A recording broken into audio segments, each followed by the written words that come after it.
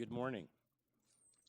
During the declared emergency in the City of Toronto, Committee of Adjustment virtual public hearings are being conducted by electronic means through WebEx, an online digital platform, and streamed on the Toronto City Planning YouTube channel. These measures are necessary to comply with physical distancing requirements and a provincial order that limits attendance at public gatherings.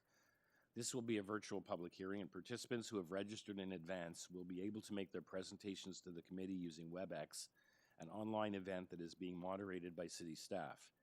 Anyone wishing to view the hearing may do so by watching on YouTube. Participants who have registered in advance will be connecting either by their computer, a phone or tablet app, or by telephone. All participants will automatically be muted on entry, and when your item is called, each participant will be unmuted by the moderator, one person at a time. The committee members, we have 3 members participating in person here at the Etobicoke Civic Center. Don Taylor on my left, Stan Komarek on my right, and we have Laura Alderson participating as a panel member remotely. Registered participants are only participating by audio. We also ask that you mute your devices until you are called on to speak, and that's because we can pick up feedback and papers rustling, and it's very disruptive. Land acknowledgement. We acknowledge that the land we are meeting on is the traditional territory of many nations, including the Mississaugas of the Credit, the Anishinaabe, the Chippewa, the Haudenosaunee, and the Wendat peoples, and is now home to many diverse First Nations, Inuit, and Métis peoples. We also acknowledge that Toronto is covered by Treaty 13 with the Mississaugas of the Credit. In accordance with Sections 45 and 53 of the Planning Act, 1990 as amended, this meeting of the Committee of Adjustment of the City of Toronto is called to order. The Committee of Adjustment considers applications for variances from the provisions of the zoning bylaw, permissions to extend or alter lawful non-conforming uses, and consents to sever properties to create new lots. Anyone who wishes to receive a copy of the decision of the committee on an application must submit a written request for a decision by email. Please ensure that you include your name, address, and email address because the Committee of Adjustment and the TLAB, in the event of an appeal, will be sending notifications and appeal updates by email. If you do not agree with the decision of the committee, decisions may be appealed to the Toronto Local Appeal Body, TLAB, or in some limited circumstances to the Local Planning Appeal Tribunal, LPAT. Appeal instructions are set out at the bottom of the decision of the committee. The hearing procedure will be as follows. We'll go, in the virtual world, we go in order. We'll based on the agenda, call each item in the order listed in the agenda, and when an application is uncontested, the applicant or agent usually will not need to make a presentation unless committee members wish one. The committee may ask questions and or take the matter into committee for a decision. Each speaker here today, including the applicant or agent, will be given a maximum of 5 minutes to address the committee.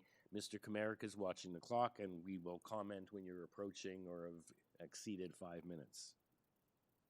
When addressing the committee, please start off by clearly stating your name and address for the record, and please remember to confine your remarks to the matters outlined in the application. The applicant or agent where a matter is contested proceeds first, makes a presentation to the committee of the application, and please note that the committee may not entertain revisions to proposals at the hearing today. In the event of revisions, the committee may decide to defer the application if substantially revised to ensure that the revised application is both accurate and that all those entitled to notice of the application have been informed of the changes. Then individuals either in support or opposed to the application or with concerns, usually opposed or with concerns, will be invited to speak, and committee again for 5 minutes. The committee members may ask questions of each speaker after they finish their presentation. When there's a lot of people present, I don't know if it's the case this morning on any applications, we ask if possible, well, when the people are here, we ask if a spokesperson be appointed to present the common views of the neighbors. You can't do that because there's no opportunity for parties to meet before the matter is heard, but we just ask that you don't repeat the same comments that have been stated by previous speakers with concerns or on opposition. That will not advance your cause, just provide us with new information. When all speakers, either for or against or with concerns, have finished speaking, the applicant or agent is given a further opportunity to come back and rebut only those issues and answer any questions and concerns and comments raised by the speakers, not to provide new information. That will then mark the end of the discussion, and the applicant is taken into committee for a decision. We have some preliminary matters to take care of. Approval of minutes, confirmation of minutes of previous meetings. We have two for November 17th and 24th. Okay, so first for November 17th, can I have a motion to approve the minutes? Again, that doesn't matter if you were here or not. Mr. Taylor, they've been circulated and the members have commented. Seconded by Mr. Kamarick. All in favor. Okay, minutes are approved. Thank you, Ms. Alderson. And the minutes of the 24th of November, last Tuesday, Mr. Kamarick, seconded by Ms. Alderson. All in favor. Okay, minutes are approved. Do we have any files to close this morning? Not today, Mr. Chair. Okay, thank you. But I do have one procedural matter. There seems to be overwhelming support for our chair to continue in his role, which is wonderful. So if we could have a motion, and in the motion, if a member could state whether it's just for a year or just to finish off the full term.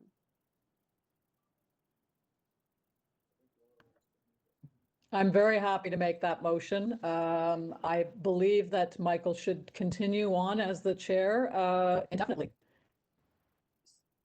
Sorry, for the end of the term? Indefinitely, actually. Okay. So well, until we'll the end of the term, yes. We'll do it for Until the end of the term, yes, sure. It's a lifetime appointment. You're never getting out of there. Okay. Okay, can I get a seconder, please? Okay, Stan Kamorick, thank you. Unanimous? Okay, thank you very much.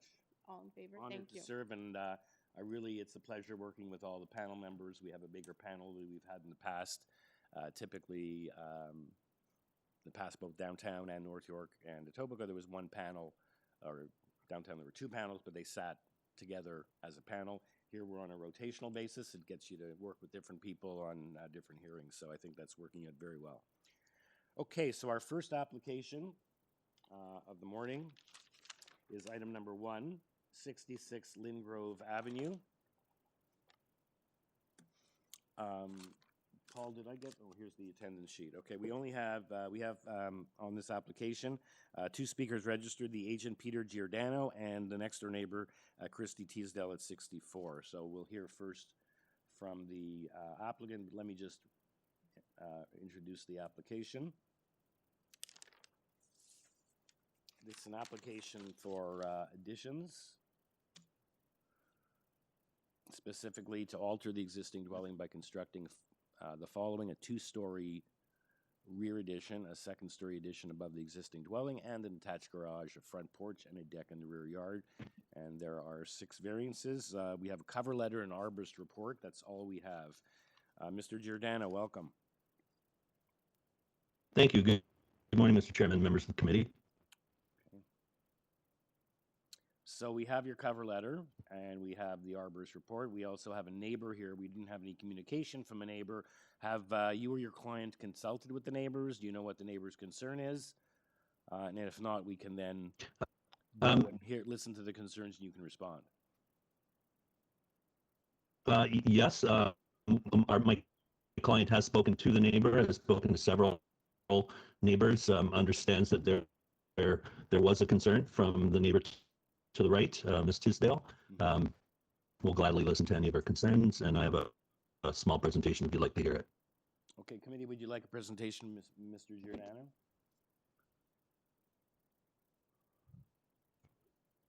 We have, we have your renderings that you provided and your map and your photos. It's, nice, concise package here. I don't know if the neighbor has seen it. And we have the arborist report as well. Committee members, would you like a presentation from Mr. Giordano? Or do you want to let's hear from the neighbor, and if you've since read his presentation materials, then we can hear and he'll respond to the neighbor's concerns. Okay, let's hear from the neighbor. Agreed? Okay.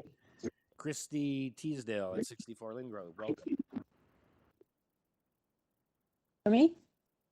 Hi, can you hear me? Yes, loud and clear. Okay, perfect. So thank you very much, and thanks for the opportunity.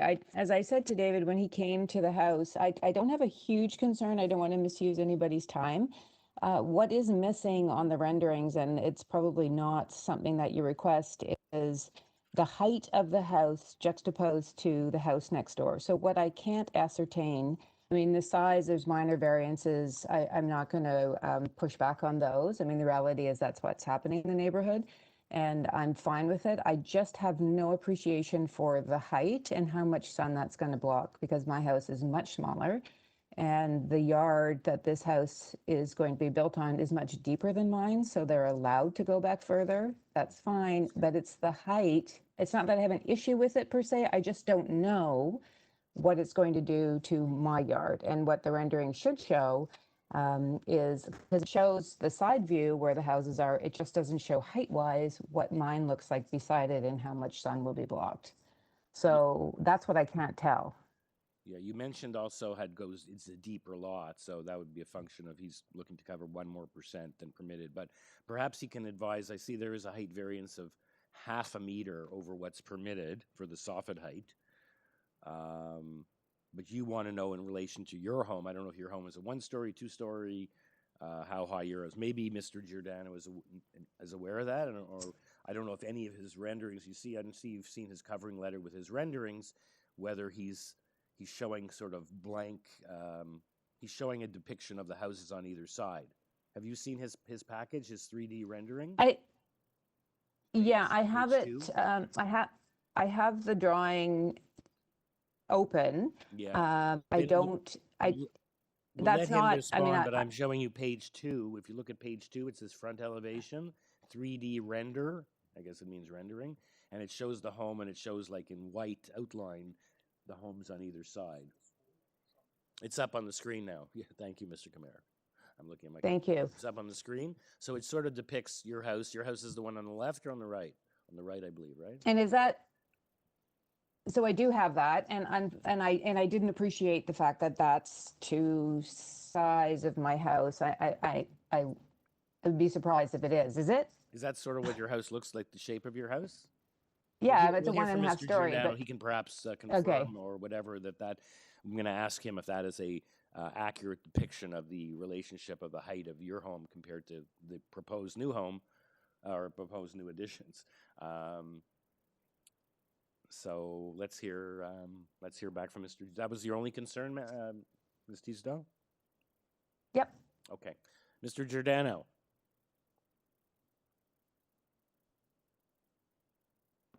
Yes, hi. Hi.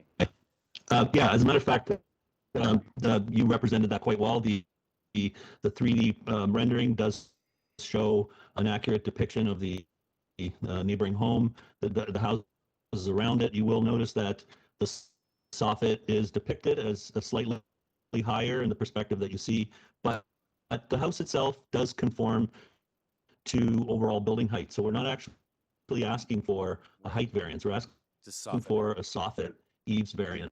Which is only and you'll see that it is depicted at approximately the same height. Yeah, correct. And it's approximately the same height as the neighbor to the left, slightly higher than the neighbor to the right, which is a 2-story, kind of a 1.5 story massing. But height-wise, we're not asking for a building that's taller than what's allowed. Okay, thank you, Mr. Giordano. Committee members, any follow-up questions for Mr. Giordano, or for that matter, Ms. Teasdale? Or is someone ready to weigh in with a motion?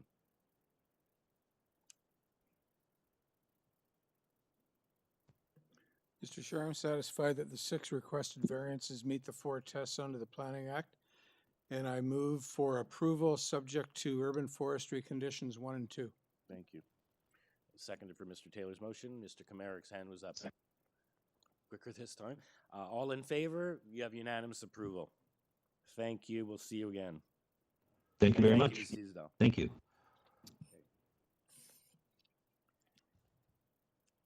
Okay, item number 2 is 43 Danish Crescent. This is an application to construct a 2nd-story addition above the existing garage and to create a secondary suite. And there are 3 variances. We have no communication whatsoever. nothing from city staff or from area neighbors. We have one speaker registered, who is the agent, Jim Mayer. Mr. Mayer, Yes, here. can you state your name and address, or just your name actually and the address you're representing? Yes, my name is Jim Meyer. I'm at 43 Gibson Avenue in Etobicoke.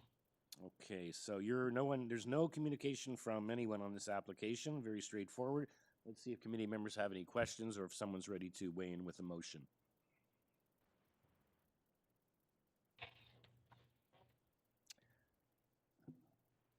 I have a note here. I think planning was opposed, but I guess was changes made and they're now satisfied, or maybe I'm looking at something. Yeah, I think you're looking. Yeah, I don't remember anything from planning. I was looking at the next application. My notes are on the next application. Never mind. Very good. Okay, I believe the application meets the 4 tests and is minor and desirable, and therefore I'd like to move a motion to approve with no conditions. Oh, sorry, with forestry condition number 2. Thank you. Seconded by Ms. Alderson. All in favor? You have unanimous approval. Thank you, Mr. Mayor. Thank you. Thank you. Thank you. Sorry, Mr. Chair, before we go on to the next item, we have a new call-in user, and I just want to identify them before we... Okay. Hi, call-in user 12416908. Call-in user 12 with the phone number 416908. Okay. We'll try again later. Okay, you're good to proceed, Mr. Chair. Okay, item number 3, 522nd Street. We have 2 registered speakers, the agent Arlene Beaumont and a neighbor from 7 22nd Street right next door. We also, it looks like, have this is an application, first of all, to construct a 2-story rear addition, a 2nd-story addition above the existing dwelling, and to convert the dwelling into a 4-plex. There are 6 variances. Planning is requesting that the matter be deferred or refused, and I believe now I have a note here that the agent is also requesting wishing to defer in order to work with planning to revise the proposal. So, Ms. Beaumont, you there? Yes, I am. Okay. Hello? So you're wishing to get a deferral of this application to make revisions, consult with planning staff? Yes, that's correct. We've the owners have decided to reduce the number of units. That reduces the parking required, and we can also incorporate some more soft landscaping into the proposal. So yes, we'll be definitely reducing the number of units here. So we need some time to work all of that out. So it's the whole nature of the application is going to change to no longer going to be at 4-plex, which I think everyone was opposed to. I also have a letter, which I failed to mention, from the Long Branch Neighborhood Association, also recommending refusal of the application. I don't know if you've seen that as well on file. So you community planning, you're exceeding with that. You also want to make that request. So let's see if we can get a motion from the members. And I'll just check in that we do have the neighbors present. Chi Hung Tong and Chao Young. Someone Yes, there. hi. Hi. So I don't know if you've been listening in. So both planning department and the applicant and your neighbor want to have this matter deferred. They're going to change the application. It's no longer going to be a 4-plex, as the agent has just stated. So they're just going to have this matter deferred. I assume you're okay with that. Yes. And they'll come back. You'll be re-notified when they come back with their revised application. That will be circulated again to the neighbors. And perhaps, I don't know if you've had any discussion with your neighbor or with their agent to let them know what any concerns that you have, but they will be making changes. I would like to my neighbor didn't send the application for me to review. It needs to be detailed for him. I received only the pictures.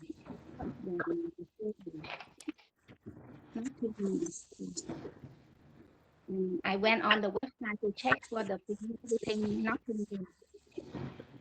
So are you translating for your client? Are you someone translating? I just wanted to, so you're okay with that? They're gonna defer the application, okay? And they're gonna come back Yeah. with changes. Okay? Okay, committee members, we have a motion for, we need a motion for deferral based on. I'm happy to make that motion. Thank you, Ms. Alderson. Second Yep. motion. Or you wanted to add something? No, just in order to allow the applicant time to revise the proposal with community planning, that's all. Thank you. Seconded by Mr. Taylor. All in favor? Okay, the matter is deferred. Okay. So our next application is item number 4, 25 Jackson Avenue. This is to construct a 2-story rear addition, a partial 3rd floor addition, and to partially enclose the front porch. There are 2 variances. We have previous decision and minutes from June the 25th, 2020, where there was 4 variances. The matter was actually before, the previous matter was before the committee February 2020, before the COVID pandemic hit. It was deferred. It was then heard on June the 15th, and it was refused, so on a split decision. We have supporting material. We have a lot of support this time. I guess there were changes made. This is a fresh application. And we have supporting material. We have planning. We have 12 letters of support. And planning, we have concerns from item number 26. Greenview concerns would like the tree to be replaced. They have a tree that's died between the properties and due to ash borer disease, and was looking for a new tree to be built. And I see that that speaker is present here, as well as the agent for the applicant. So, okay, so that's right. We had an application, it was refused, and we now have a fresh application with 12 letters of support. Is Katerina Ortakova there, please? Ortakova. Yeah. Yes, this is Katerina Ortakova, owner at 25 Jackson Ave. Okay, so you were at committee, you refused in June, you've come back with a new application. You now have 12 letters of support. And I believe planning has weighed in that they are. Planning have any comments? Yes, we had sent the revisions to planning and they said that we can go ahead. So I have included the support email, the correspondence email from them saying that they can support that new application. Yeah, when you get these email threads, they're sort of hard to follow. But you've provided us with pictures, with, supporting materials. So why don't we, committee members, would you like a presentation from Ms. Ortatova, or let's hear from the neighbors' concerns about the tree, and she'll have a chance to respond. But thank you for this package showing us other properties in the area. Is there anything you'd like to add before we hear from the neighbor? You'll have a chance to respond to no, the neighbor's concerns. Yes, thank you. I've spoken with the neighbor, but yes, let's please hear from him. Okay. Thank you. Mr. McLeod? Yes, Good morning. I'm here. Good morning, sir. Good morning. We have your email. Okay. So you want to just reiterate what you're looking, do you have any discussions with the applicant? This is apparently one of your trees has died due to ash borer disease. And on the lot line between the properties, so you're asking because of without the tree, your privacy has been diminished in your backyard and kitchen. And I guess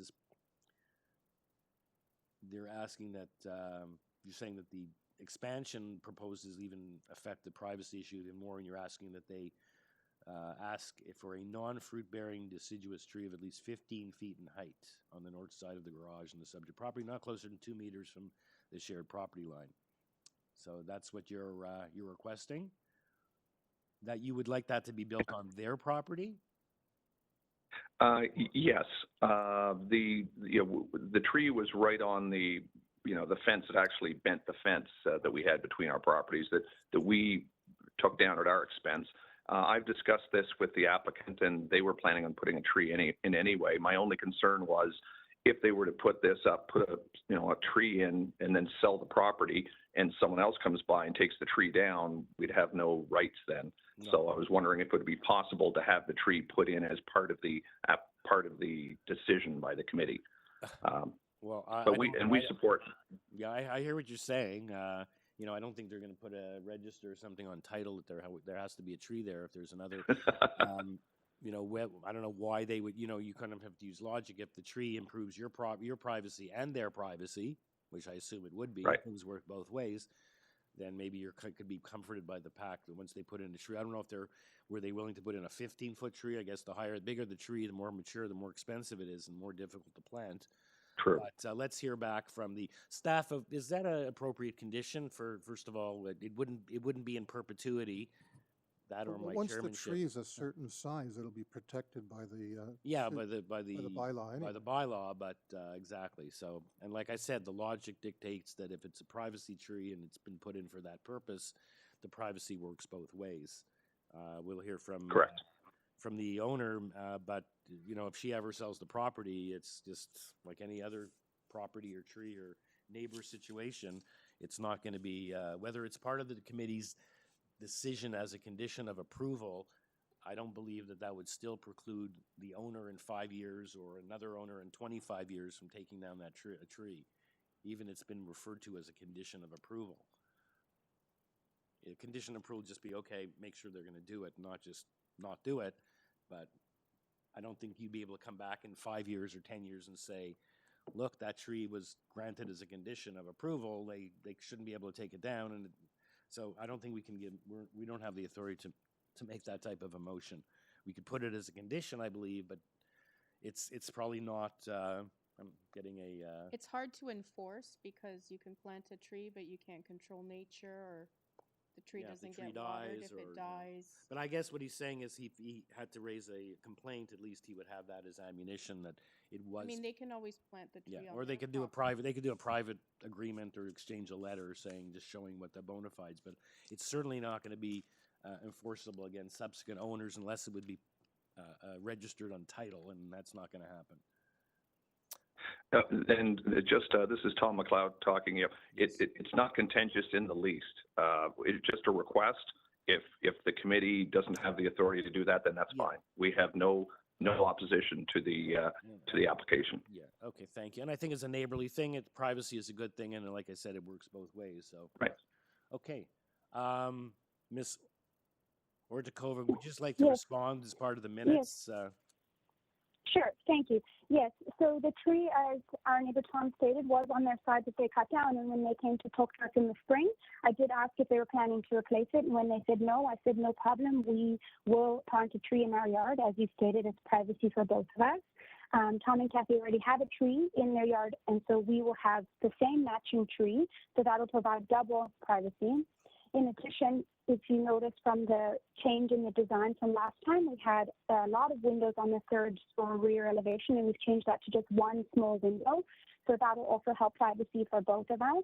And we're a young family. We have a 2-year-old, another one on the way. We have no intention of selling this property, and that's why we've been going through all of this. If we were going to sell, we would have done that. So we're happy to do the tree, and, we're happy to stay in the neighborhood, keep good relations. We're fine with all that. Okay, thank you. Committee members, someone ready for a motion? I'm happy to make a motion. Hold on a second. Mr. Taylor had a It's okay. question. Yes, Ms. Etobicoke. Microphone isn't on. Yes. Sorry, ma'am.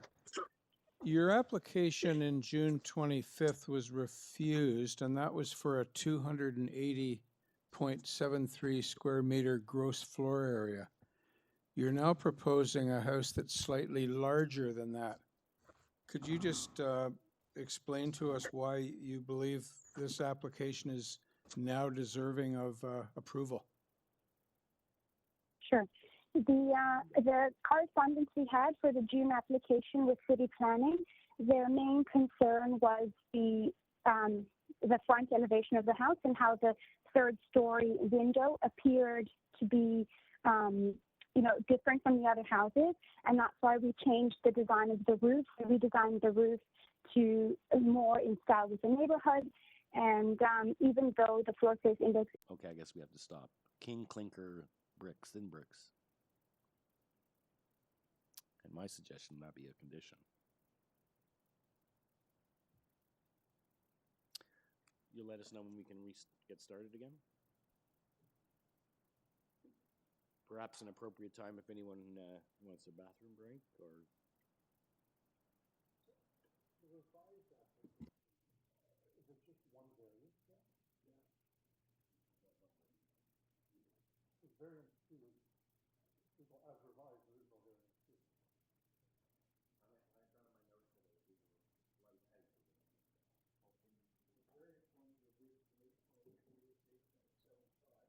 Okay, we're back now.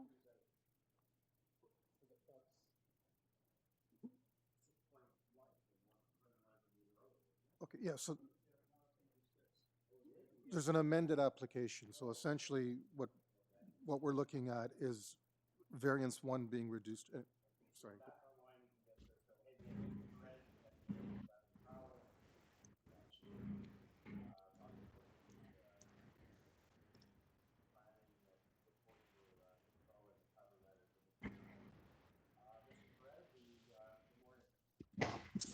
Hello, good morning. This is Eddie here. Good morning, Chairman and committee members. Can you hear me?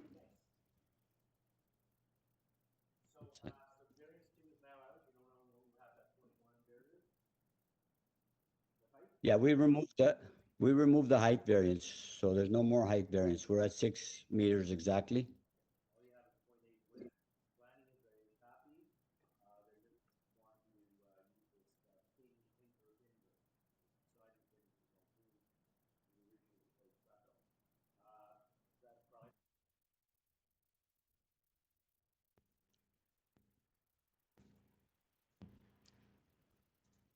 What? I'm having trouble hearing you. It's not on. Sorry about that, Mr. Perez. So Yeah, do you no have any problem. problem with that being a condition of approval? No, we don't have any problem. We already revised the drawings accordingly, so we're okay So with it it. shows on the drawing. So if you tie it to the drawing and Yeah. put that notation. On the revised ones, Okay, ones, on the it does. revised. Okay, so let's hear from the neighbor what the neighbor's concerns are, and you'll have a chance to respond. Unless someone has any questions for Eddie Perez now. No, we're good? Okay. Ana Rodriguez or Manuel Figueredo from 11 Trowel. Good morning. Good morning. It's Ana Rodriguez here. Well, yes, I am the neighbor. Anna, can you of try to Fif- speak a little louder, please, or Sure. more directly into the microphone? Yes, hi. I am the neighbor for 11, number 11. Are you right next door, or is there a just, third one house in between? well, my house is a two-story. I have my garage close to his garage, obviously. So I understand he wants to do a two-story. I have no objections on that. I understand the variance of the height is, it was very minor, but they are keeping it, which is good. We have no objections. My only question was in regards to the proposed foundation that, is going to do towards north. Do you know how much that will be? It's just that I understand is going to fix everything. We already spoke with him, which is very good. We had a chance to speak with him last weekend. So it's just to know that how much that will be, and of course, that everything will be fixed after this project. Yeah, we don't deal with construction or drainage type issues, but we'll hear from Mr. Perez in response. But Yeah. I'm just trying to see, so just to clarify, so you're right next door, notwithstanding there is no number 13? No, there's the number 13. It's 11 and then 15. Right. So Okay. we have no objections. I just wanted to know how much that foundation would be, like in terms of extension, and keep the property safe during the construction. Yes. That's my only thing. Yeah. That's it. Yeah, ma'am, we don't deal with construction, but if at any time there's any issues with construction, you can call 311 or you can call the building department, and if they start too early or if there's issues or we don't deal with the construction. Obviously, when people do large additions, build new houses, there is a lot of disruption and construction activity. Oh, yeah. but Yeah. there is a recourse for neighbors who are unduly affected by getting in touch with the building department through You 311. know, yeah, it's communication. I think will be important between Exactly. us. Yeah, and that's the only thing I request. I have no objections. He's doing something better for the neighborhood, and Sorry, it's good. everyone, we're going to have to pause again. YouTube isn't working again. Okay, pause. Still looking forward to us going back to having people in person. Yeah.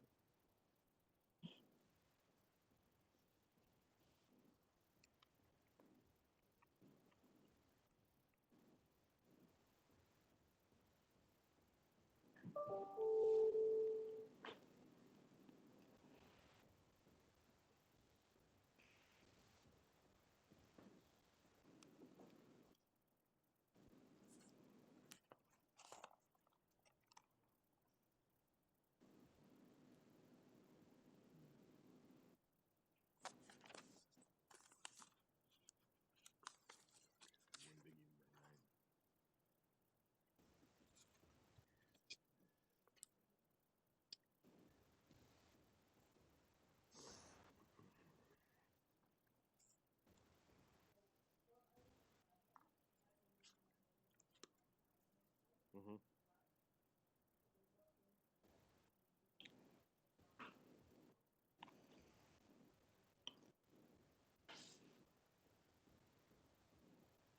Okay. That's important.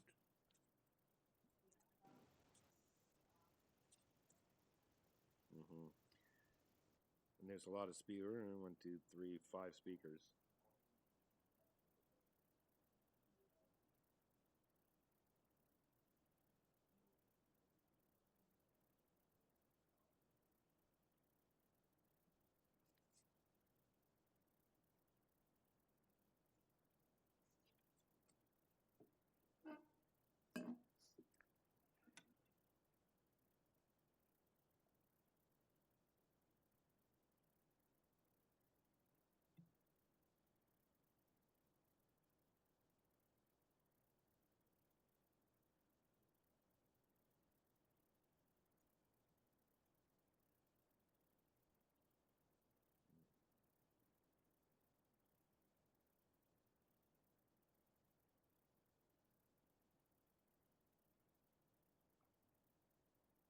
Okay, Mr. Chair, apparently YouTube's back, but there was an issue with item 4. So I'm just going to clarify what happened because we weren't aware that YouTube wasn't streaming. So for 75 Jackson Avenue, we had the applicant speak. The neighbor, Tom McLeod at 26 Grandview Boulevard North, spoke in concern mostly related to the tree planting in the backyard. And there was a motion by Laura Alderson, seconded by Don Taylor, and approved unanimously. And now we are on item 5, 15 Trowel Avenue. Eddie Perez, the agent, spoke. He's deleted minor variance number 2. And now speaking is Anna Rodriguez at 11 Trowel Avenue. Right, and she just was finishing her Yeah, concern so with she the can foundation. I want to know continue how now. far back the foundation went, issues of construction. So we're just about to hear from Mr. Perez. Let me just confirm that that's all that Ms. Rodriguez wanted to mention, and then we can go back to Mr. Perez briefly. Ms. Rodriguez, so that's all you wanted to say when we had to stop due to the YouTube being down? And I was mentioning to you about what, if there's construction-related issues to get in touch with the building department. So we were now just going to go over to Mr. Perez for just to hear back from him. Her point about the excavation, we're going to excavate 4 feet just to the frost line. It'll be minimal. It shouldn't be much damage. If there is any, the owner of the property will take care of it. Okay, thank you. Committee members, any questions for Mr. Perez or for the neighbor for that matter, or are we ready for a motion? So just a final question. We're really got down to 1 variance, and I believe the variance is now at 8.75. Is that correct? That's correct. Okay, thank you. Based on that, I'll I'll move a motion for approval as amended for the one variance only at 8.75, with the condition that some form of thin brick be used for the sides as per planning. I'm not going to specify what type. Ms. Alderson is seconding that. All in favor? Unanimous approval. Thank you, Mr. Perez, and thank you, Ms. Rodriguez. Thank you very much. Have a nice day. Two. Okay, item number 6 is 76 Yorkview Drive. It's an application to construct a new detached dwelling with an attached garage. There are 6 variances. Planning is asking for 3 conditions of approval. They're modified variances. They refer to discussions with the applicant. We have 3 form letters of support and another 20 letters of support. And we have as only one speaker, Marin Zabzuni. Good morning. My name is Marin Zabzuni. I'm the agent for 76 Yorkview Drive. Please let me know if you have any questions for this application. Yeah, I don't think we need a fulsome presentation from you. Let's just see if committee members have any questions. Mr. Zabzuni, you're aware of the, it looks like these very specific reductions that staff is recommending, modifications to variants 1, 2, and 4, and they were obviously, and they recite that that has been agreed with you and your client, and that there are revised plans showing that. Yes, we worked with planning, and we do agree to those changes and those conditions. Okay, and you have overwhelming support from the neighborhood. Someone did their homework and went around and got signatures. So let's see if there are any questions from committee members or if someone's ready to weigh in with a motion. Well, hold on. If the applicant's in agreement with planning, he has to amend the application because I don't know. Oh, he hasn't. He hasn't No, he already has done not. so. We do not have plans. We do not have any okay. information from the applicant. Okay. The plans have been actually uploaded. So planning came to us a bit late, and we revised the drawings in an expedited manner, sent it to the application technician. The plans and zoning waiver have been uploaded, and the planning report matches those changes. It is online on the status there. So No, but the committee does not have any of that information. You have to tell the committee how you are amending the application. okay, Start with I variance can go number over. 1. Okay, one moment. So variance 1 is going from 35.72 to 35.19. I'd assume that we already had. So we don't have the revised plans. Yeah, he says they've now been uploaded. They're already uploaded, and Marin, I need you to tell us what the changes are for the public record. This is a public hearing. okay. Start with So variance number 1. Item number 1, variance number 1, the lot coverage has been reduced to 35.19%. Okay, and what is that in square meters? It is 178.05 square meters. 178.05. Square meters. Okay, variance number 2. Variance number 2 has been reduced, a moment, to 0.648 times the area, which is 327.88 square meters. 327.88 square meters. Okay, and variance number 3? 4. 3's not changing. Variance number 4 has been reduced to 17.5 meters. From 17.7. Correct, and that's everything. Yeah, it was 17.77. Okay, so that's everything. Okay, community members, any questions? Or are we ready for a motion? And I see there is urban forestry conditions 1 and 2 on this. Yeah.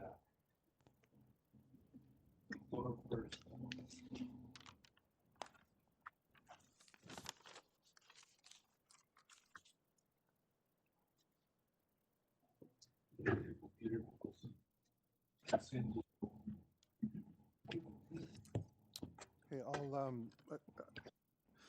I'd like to move approval as revised, as per the 3 revisions. Seeing that there is no opposition and believe it meets the 4 test. With subject to forestry conditions 1 and 2. Thank you, Mr. Kamara. Seconded for that, Ms. Alderson. All in favor? Unanimous approval. Thank you. Okay. Thank you. You're welcome. Item number 7 is 59 Norgrove Crescent. Sorry. Yes. Is it possible to include 2 conditions of approval from urban forestry with respect to the? Yeah, he said that. Yeah. Already in there? Yes. Okay, so item number 59, Norgrove. Number 7 is we have a speaker. We have Stephen Burnett as the agent, and Angelo Carnavali, the neighbor at 32 Northgrove, has registered to speak. This is an application to construct a 2nd-story addition. There are 3 variances.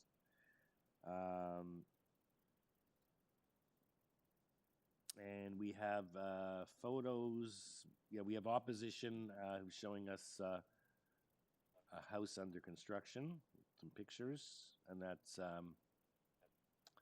from the speaker, Mr. Carnavali at 32. Okay, Mr. Burnett. Yeah, can you hear me? Yes. Well, basically, we have 3 variances as noted. The neighbor right next door to the 2-story addition, we have a letter of support from him. And we don't have that. We don't have that as part of our package. It might have been filed late, but what's the address on that? The neighbor. The neighbor right next door. Let's see, it would be number 30. It's the neighbor to the north. To the I don't have his. Trying to read on the site map. It's hard to read. It's at 50. It's lot number 6. Lot number 160. Well, 57. One side you Yes. have 57. One time you have 61. The one to the north is 57. 57. Yes, we have a letter of support from him. Okay. And it was filed quite a while ago. Okay. So basically, we have these minor variances with regard to the. Actually, the footprint stays as is. We're just putting an addition above the existing. Okay, Yes. and we're going to hear from the neighbor. I don't have anything in other than pictures showing that it's already under construction. Is that pursuant to a building permit, not including the variances, or what's the status of the build? Because obviously, I don't have any. Well, I don't know, but have you seen the picture that's been filed? There's been pictures filed. No, I haven't. Okay, well, that's all we have. There wasn't an objection. It just says, please attach pictures regarding construction at 59 Norgrove Crescent. Angela Carnavali will speak about this at committee on December 3rd. So let's hear from Mr. Carnavali, and then we'll know what, if any, the issue. But my question to you is, it clearly shows that this house is already the addition's under construction, and I guess the question is going to be: is that been built prematurely without a permit? Or are you, sometimes people come and they say, yeah, what we're building, what we started is what we're entitled to as of right, and then if we get it, we'll add further. So that's my question, because I know that's going to be what's going to be raised by the neighbor. So if you can start off, otherwise let's hear what he has to say. But are you aware that this has already been, it's already well into construction? No, I was not aware of that. So we don't have a building permit. I think the applicant, the owner, they were very frustrated of the length of time it took to go to this committee. Yeah. So I think that he started the construction because he had the neighbor's approval next door that would be most affected by the addition. Okay. What about the neighbor on the other side? And the neighbor. The neighbor on the other side, I don't think is really affected at all because. Okay. Anyway, let's hear, again, we don't see that letter because it wasn't uploaded in time, I guess. But let's hear from the neighbor who supplied the picture and hear what his issue is. And you'll have a chance to respond. Mr. Carnavale, good morning. Yes, good morning. Yeah, well, I'm just a few different scenarios that are, I mean, they've built without a permit, first of all, and I live around the corner, so I'm not directly affected by it. And but the variance section 10.5.40.70 is the real concern to me. Listen, start off first, I am in the business. I do have an active permit on the street at another project. So I understand the process that goes through. We just finished off at the committee in Mississauga for another project. So I understand the process that goes through going to committee and going through with this stuff. As a builder, I cannot go and start constructing anything without a building permit. Nevertheless, have frustrations. We've gone on a project that we waited months and months just for a building permit to avoid going to the committee and having these things and restricting the size of the project. So there is no issue. So first, I have to say that. So, but with that section, the first zoning variance is the sight lines. Now, the neighbor to the right. So, I mean, sorry, they're sir, the older one you people. gave us the section number, which we really don't have those committed to memory, but I think it's variance 1, the minimum distance from the requirements for front the lot front line. yard setback. It's Yeah, the front the lot front, line. yeah, Yeah. yes. Okay. Yeah. So, I mean, aesthetically to the neighbor, and maybe they got a sign off, but these people, they don't speak English very well. And I don't know what they knew what they were approving or not, but I'm pretty much the impeding on them is the main issue, number one. And number two is architecturally, this is not something that we as neighbors want to look at when we drive by. It's not too appealing. I did post a picture of a house that's in the neighborhood that's gracefully done without impeding on any obstruction to the neighbors with the setback. So there is architecturally things that can be done to make the house look proper in the community and conform with the neighbors as well. Again, I don't know if the neighbor to the right is aware of exactly what's been going on, but I mean, they did also construct this without any permits. Again, being in the business, I understand there seemed to have been a fraudulent permit posted in the window till the day the committee of adjustment paper went out and was posted on the garage. So these are things that, you know, we're pretty Well, like you say, know, you're in the business and somebody's you're following the following rules here and rules. already Yeah, trying you're to following the rules. do the- deceive people. Yeah. So I agree. There's, you know, people are frustrated. There's been delays, obviously, for everything due to COVID. And actually, the city we've been having extra meetings because the city recognizes that this is a very important part of the economy, the rebuild and renovation. And so we're really trying to get through things. But you, as someone in the business who does this for a living and playing by the rules, you don't like to see when someone skirts the rules. I have to ask staff if sometimes I guess they get penalized with it. We're not a punitive body, first of all, but sometimes when they apply to legalize something after the fact, they have to pay a double fee. So I'm going to ask staff if there's any information about that, or if the city isn't even aware that they have built it. So sometimes they come back and I'm going to hear this, well, what they've built, they built pursuant to permit as of right, and then if they get their length variance, they'll make it a little further, you know. So I don't know if that's the case here, or they just got impatient and said, we're going ahead. So we'll hear back from Mr. Burnett, who I may not even be aware. He's the agent on the file. I don't think he's not the builder or the homeowner. Yes. So basically speaking, yes, I'm the architect and the applicant. I believe from the pictures that are shown is that they looks like they built what we were proposing to with regard to these variances. As far as the appearance goes, I disagree with the person that's talking. I've been an architect for over 50 years, and if he doesn't like the look of this, well, that's his problem. Let him drive on a different street. As far as the construction itself, I will have to go and verify that what they've built conforms to the building code and to what we've submitted as with regard to these particular variances. The neighbor to the north, this person shouldn't be talking about him. he has approved the application. He speaks and understands very well what's going on, and he's most affected by what we're proposing here. So I'm not condoning this kind of action, building without a permit. However, if they have to pay a penalty, they'll have to pay a penalty. I'm concerned with building according to the building code and with regard to hopefully getting approval for these variances. Okay, thank you, Mr. Burnett. Staff, is there anything, have you seen the letter of approval from the next door neighbor at 57, I believe? That I can't check right now. I'm having problems accessing our drives, but I did check and an order was issued, but it was done after the application for minor variance was submitted. And it relates to, sorry, I'm trying to find it now. An order was issued for construction without a permit. Okay. Well, they didn't copy me on that order, so I didn't know about it. What's the date of that order?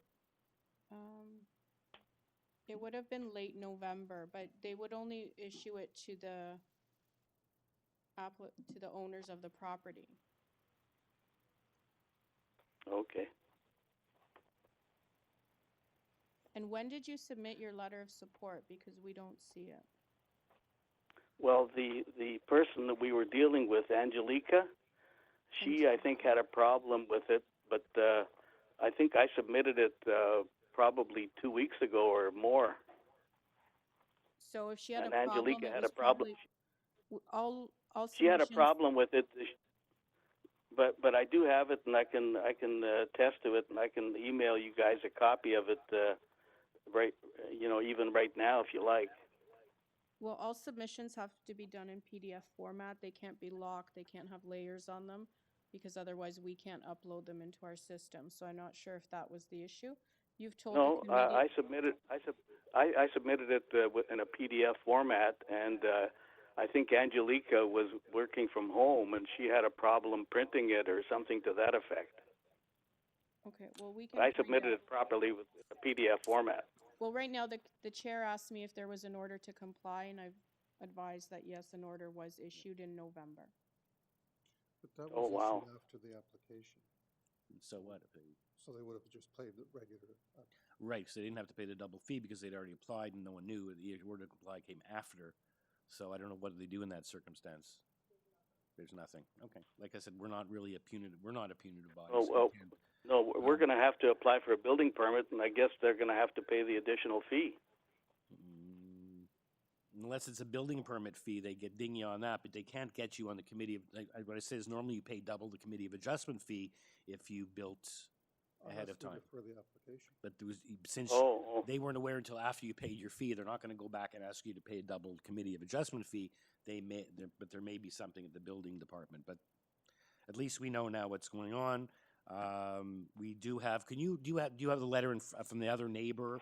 The neighbor. Can you read it into the record at least? If we don't have a copy, just that you're telling us you provided that. Yes, some I weeks do ago. have it. Is it just a form like I support, or is there some meat to the No, it letter? just says I'm trying to find it here, but basically the neighbor just said I support the addition, the second floor addition next door to me, with a simple letter to that effect. I don't know if you can ask Angelica, if you can get her on the phone, she would attest to this. Anyway, okay, so let's bring it into committee then. Any follow-up questions? Or are we ready for a motion? And I guess at least we get to see what it looks like. Some consolation. As opposed to in a rendering, we can actually see the actual, I guess it still has to be cladded and finished, but it's more or less built. You're going to see it's going to look quite good. Yep. And that's the other comment is for the other gentleman in terms of it, we're not the design police. As long as you meet there is no provision for that as long. We look at the variances. Okay, so I have some questions. If the designer is not aware that this has been built, I'm assuming he hasn't seen it then either. So, I Mr. haven't seen it Chair, except for these pictures. We've checked with staff, and the letter that was submitted was not legible. and so she asked the applicant to resubmit a legible copy, and it was never sent. And construction, so I'm assuming construction has stopped since the work order. I don't know, this whole thing just doesn't sit well with me. I'm going to move a motion to defer the application so that all the proper paperwork comes in. The support letter we never got. The fees. The fees would not change. can't The vote. application was submitted before I the see, order okay. to comply was issued. Three So small we would variants. never ask them, if the order is issued after the application, we don't charge. We don't, okay. In terms of trying to move applications along, we've spent now, 15 minutes on this. I'll take that back.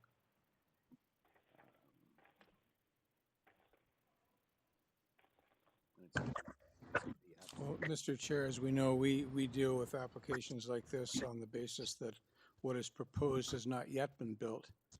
And the fact that it is subject to other avenues of recourse that will no doubt be taken. So on the face of it, and with respect to the 3 requested variances, I find them to be minor in nature and in keeping with all the tests under the Planning Act. And I move for approval without conditions. Thank you, Mr. Taylor. Seconder for that motion, Ms. Alderson. Just before we vote, I'd just like to point out that it's very true what Mr. Taylor is saying, and in addition to that, when something has been built, whether it's completely finished or partially finished, we are obliged to look at it as if it hadn't been built and not draw an inference either for or against by the fact that it's already been built. So all in favor, unanimous approval. Unanimous approval, Mr. Kamara? Okay, unanimous approval, thank you. Okay, our next application is item number 8, 580 the East Mall. We only have one speaker, Mr. Sidney Paul. This is an application to convert a portion of the first story into 6 additional units, and there are 2 variances. We have rental housing declaration, planning, transportation. Planning has 5 conditions of approval, and transportation has 2 conditions of approval. And we have a rental housing declaration. Mr. Paul, good morning. Is he there? Mr. Paul, you have to unmute yourself.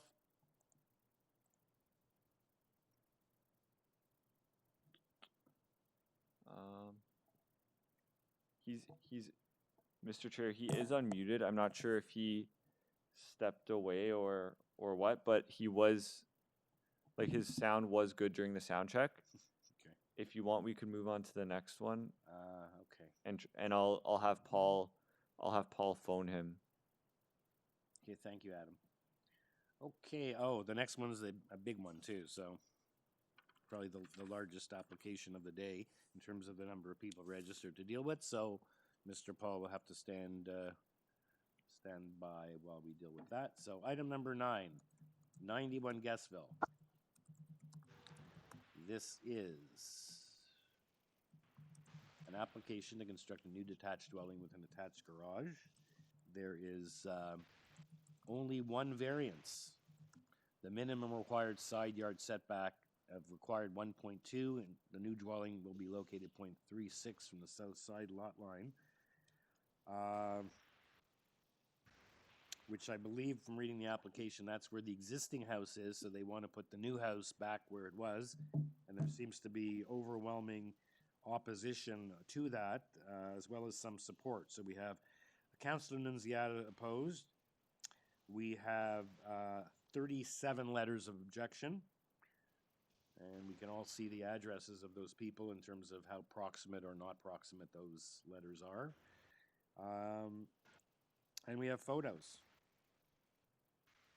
And we have registered to speak Mr. Sean Galbraith, his agent, as well as neighbors at 86 Gasville, 55 Cordella, 55 Sunnybray, 89 Gasville, 79 Gasville, 45 Lambton, and 86 Gasville Avenue. And before I we'd go into this just to let all those 1, 2, 3, 4, 5, 6, 7, including the representative from the Mountainous Community Association, that in making your submissions, if you're all going to speak, and we're here in person at the council chamber, people sort of meet before the meeting, and all these people, if they were in person, would meet and perhaps point at several spokesperson, and not all of them would speak. So in the event everyone wants to speak, that is fine, that's your right, but we would just ask that you, in the event you do so, not to repeat the same concerns over and over again that other speakers have mentioned, because that will not advance your cause. Okay, so let's go to Mr. Galbraith. We have a photo of the property up on the screen. And I think we do have also, I believe, an urban forestry conditions 1 and 2 on this application. So that's my introduction. And Mr. Galbraith, the floor is yours. We do only have the one variance. I was originally saying, wow, how does someone building a house with only one variance? And I guess the issue is whether the neighbors really don't like that one variance.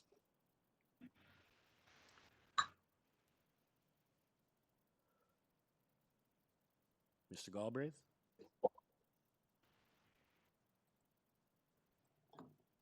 Adam? He's been unmuted. Hope we just don't have a problem. The same problem we had with Mr. Paul.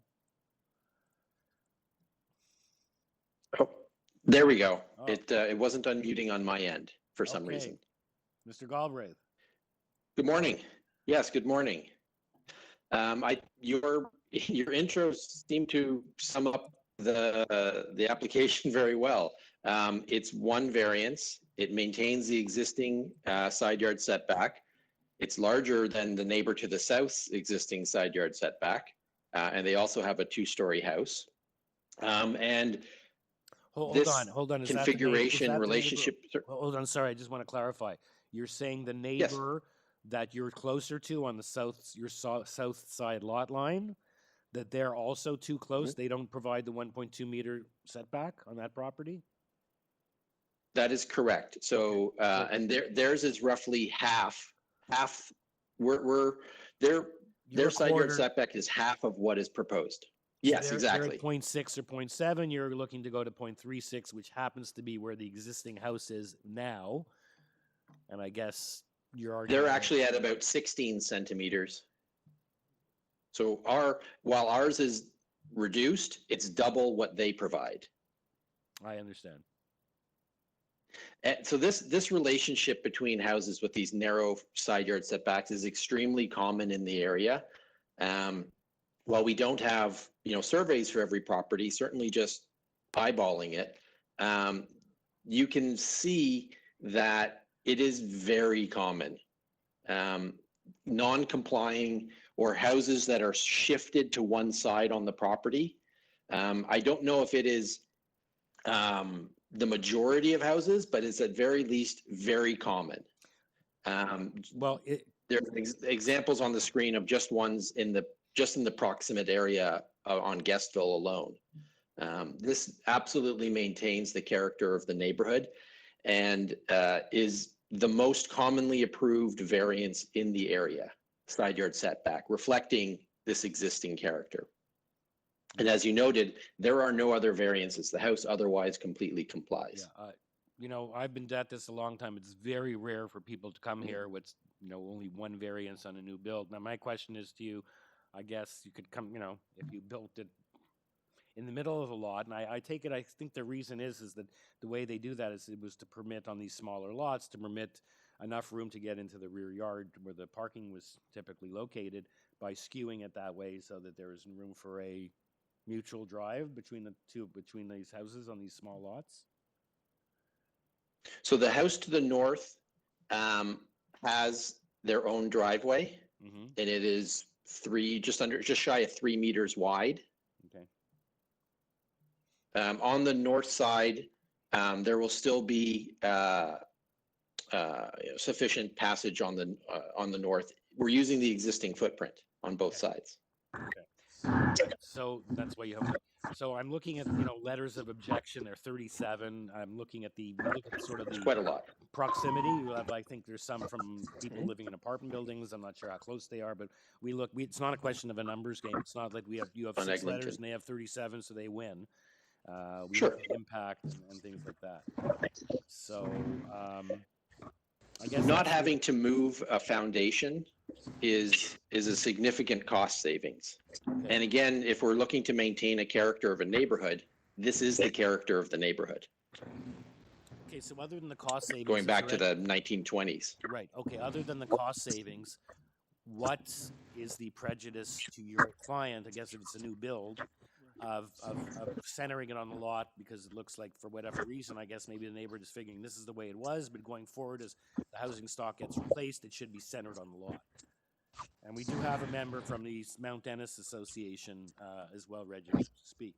So that would be the question: what's the downside? And my other question to you is, if you characterize this as rather than a new build, but as leave the story where you leave one or two walls up and you basically characterize it as an addition, then would you not be able to keep that side yard? We would. The maintaining the existing walls from 1924, I believe, it's certainly not preferred. We would much rather rebuild, a modern structure. Right, but I'm just pointing out for the neighbors, or that if you would come back. Oh, I understand. With a series of additions, then the argument would be less. But anyway, let's hear from the neighbors then, and you'll have, unless you'd like to add anything or anyone has any questions before we go to the neighbors. I think Ms. Alderson has a question for you before we move on. Yeah, it's a question of the applicant. I'm wondering if, I understand you're using the same footprint, but are you using the same foundation? Or are you rebuilding the foundation? It's my understanding that the foundation will be reused and reinforced. Okay, because that was noted in one of the support letters, so I just wanted to clarify that. Thank you. Okay. You're welcome. Any other questions for Mr. Galbraith, or let's go on to the neighbors and he'll have a chance to respond. So I see we have, so perhaps should we not start with the representative from the Mountainous Community Association, or just go in order? Sure, we can start with the representative. Okay, Simon Chamberlain. Yes. I don't want to catch you off can you guard. hear me? Would you like to be the first speaker? I don't want to catch you off guard because you were down the list. I'm fine with being the first speaker. Yeah. Can you hear me? Sure. I think Great. it's a good idea to start off with your perspective and then go to the individual neighbors. Some are closer than others. Right. Thank you. So I'm the secretary of the Mountainous Community Association. I've been a board member and secretary for more than 15 years. Our motto as an association is working together to strengthen Mountainous, and to that end, we mainly focus on big picture issues that impact large segments of the community, but occasionally we get drawn into extremely local issues such as this one. Most of the single-family housing in Mountainous was built between about 1890 and 1940, long before this area was part of the city of Toronto and long before the 4-foot or 1.2 meter side yard setback rule was established. And so we get situations like this one, where the house at 89 Gasville is built with walls about 6 inches from the lot line, while the neighboring one at 91 has walls about 14 inches from the lot line, leaving a very narrow brick-to-brick space of just 20 inches between the two houses. And of course, the roofs of both houses extend further than the walls. I would like to use another Mountainous situation to illustrate some of the problems created when there's not an adequate side yard setback. My own house, several blocks further north, is one of a pair built exactly 100 years ago with a shared driveway between them. Sorry, I can't kill the phone.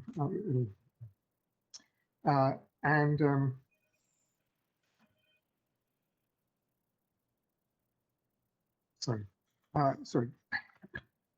So in this case, the outside wall is only 9 inches from the property line. And even though there's no adjacent house, this condition has created problems when at different times new owners of the adjoining properties decide to erect fences that make it difficult or impossible to access windows and walls, blocking access to gas pipes, furnace vents, telephone cables, whatever.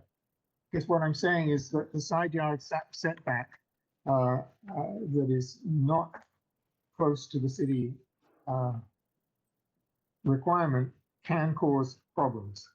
And so incidentally, when people in our neighborhood, in my part of Mount Dennis, both I and my next door neighbor have put on rear additions. And in both cases, we had to and did have the 4-foot setback for the rear additions. Coming back to the Gasville house situation, it's certainly the owners of 91 can point out that the existing home has survived for many years with just a 20-inch wall-to-wall gap between the houses, and they can argue it's reasonable to put their planned replacement house on this with the same setback and not the 48 inches required under city rules. But it must certainly seem unfair to them, and it must seem unfair to them that the existing owners of 89 have an even smaller setback. But the owners of 89 have serious concerns about both drainage and wall maintenance along the north side of their house. And they make the very reasonable point that trying to deal with either of these within a space of just 20 inches will be extraordinarily difficult, if not impossible. Other future home maintenance issues will be extremely challenging if they require any sort of north side access. By the way, it's worth noting that the space between these houses appears to be narrower than any other houses on Gasville. So this is not a typical situation. This is an unusual situation on Gasville Avenue. As a community association, we fully understand the benefits of the 1.2 meter setback, which exists to eliminate the kind of issues that we've experienced, certainly where I live and in other parts of Mount Dennis. We can understand that the owners of 91 Gasville might want to make the case that the position of the existing house's wall should entitle them to build a new house on the same trajectory. But that's not a legal entitlement, and it is definitely not something that, in the opinion of our association, the city should agree to. Okay. The city's setback rules are there to prevent the types of problems that occur when you don't have reasonable setbacks. And the problems faced today by the owners of 89 Gasville, where the homes even closer to the lot line are typical of that. The planned rebuild of 91 Gasville is in fact a once-in-a-lifetime opportunity to permanently fix a problem of space between the houses for the benefit of both owners. And long term, it will benefit both owners. So that essentially is our position as a community association. We do recognize that the actualities of life in a 100-year-old neighborhood sometimes require flexibility and compromise. We are not opposed to some sort of a compromise in this case, but certainly anything close to the existing 20-inch space between the outside walls of the houses is not an appropriate setback and should not be allowed to be repeated when the house try is to being wrap up, rebuilt. Mr. Chamberlain? Please wrap up. Thank you. We got a lot of speakers here, but I wanted to hear from you first. So, right, summary. The Mount Dennis Community Association is adamantly opposed to the city agreeing to perpetuate an existing situation that does not meet bylaw requirements, already creates serious problems for the owners of 89 Gasville, and is likely in the long term to create problems for the owners of 91 Gasville. We encourage all parties to explore other options, and there are other options, including going to the other side where you've got a driveway, so access is not as much of an issue. okay, thank you, sir. That's it. Thank you. Thank you Thank for those submissions. So if everyone's been listening to Mr. Chamberlain, I'm not, and if you don't feel you all have to speak on this, but let's go see and, certainly hear from the most directly affected neighbors. Let's hear next from the neighbor at 89 Gasville, right next door, Julia Arbach and Cara Deal. Because they're right next door. Yeah. Hello. Hello. Hi. You can hear me. You're the neighbor on the side. That's too close, correct? Yes, I am. Okay. And I think, do we have a letter? Because I'm just looking, we have 37 letters. I wanted to see if one of those is from you. We do. You have. Yep, that one is for me. It includes some pictures that I'll reference today as well. Okay, that's in there. Okay, I was looking at that one. So that's the one showing the narrow gap between the houses. Okay, yeah, it's one of them. Yeah. Okay, so you have 5 minutes to let us, and I think you're more. We have a lot of speakers, but you're one of them. You're the most directly affected neighbor here. So we're very interested in your perspective. Okay, thank you. To start off, good morning, Mr. Chair and members of the committee. I'm Julie Auerbach, and I live at 89 Gasville Avenue. As you said, the next door neighbors to the south of 91 Gasville Avenue. You have the picture up, which shows the small amount of space between our homes. Just so I'm glad you have a visual of that. The 36 centimeters or 14.2 inches of space between our homes has not been enough for proper drainage to occur. The combination of the lack of space, airflow, and sunlight between the houses has led to moisture accumulating on the exterior walls. This moisture has caused damage to both properties. If you can look at figures 3 and 4 in that letter that I sent, you can see that the parching and stucco that was added to our house at the same time looks substantially different. The first picture shows the wall on the north side that has deteriorated at a much quicker rate than the wall on the south side. The stucco was added about 10 years ago because the brick wall along the north side of the house had deteriorated so badly over time. You can notice the same thing when looking at the walls on either side of 91 Gasville Avenue, which you can see in figures 2 and figure 9. Figure 2 shows the south-facing wall has also deteriorated faster than the north-facing wall that has enough space for proper drainage. We've also experienced moisture coming into our house through the wall on the north side due to the water's inability to properly drain or be adequately absorbed into the ground between our houses. Another concern that we have includes future repairs that would be negatively impacted if there's only 36 centimeters of space between our homes. Our house is aging and will likely need the foundation and weeping tiles to be repaired in the coming years. 36 centimeters is not enough space to allow for the necessary machinery to fit between these houses. Eventually, we'll also need to have our wall reparched and repair or replace the siding. With the addition of a second story on the house at 91 Gasville Avenue, we would not be able to fit the scaffolding necessary to make these repairs in that small space. This inability to make repairs between our houses would also negatively impact the house on 91 Gasville Avenue in the future. Additionally, we're concerned about the negative impacts that have the potential to occur to our home during construction, only 36 centimeters of space.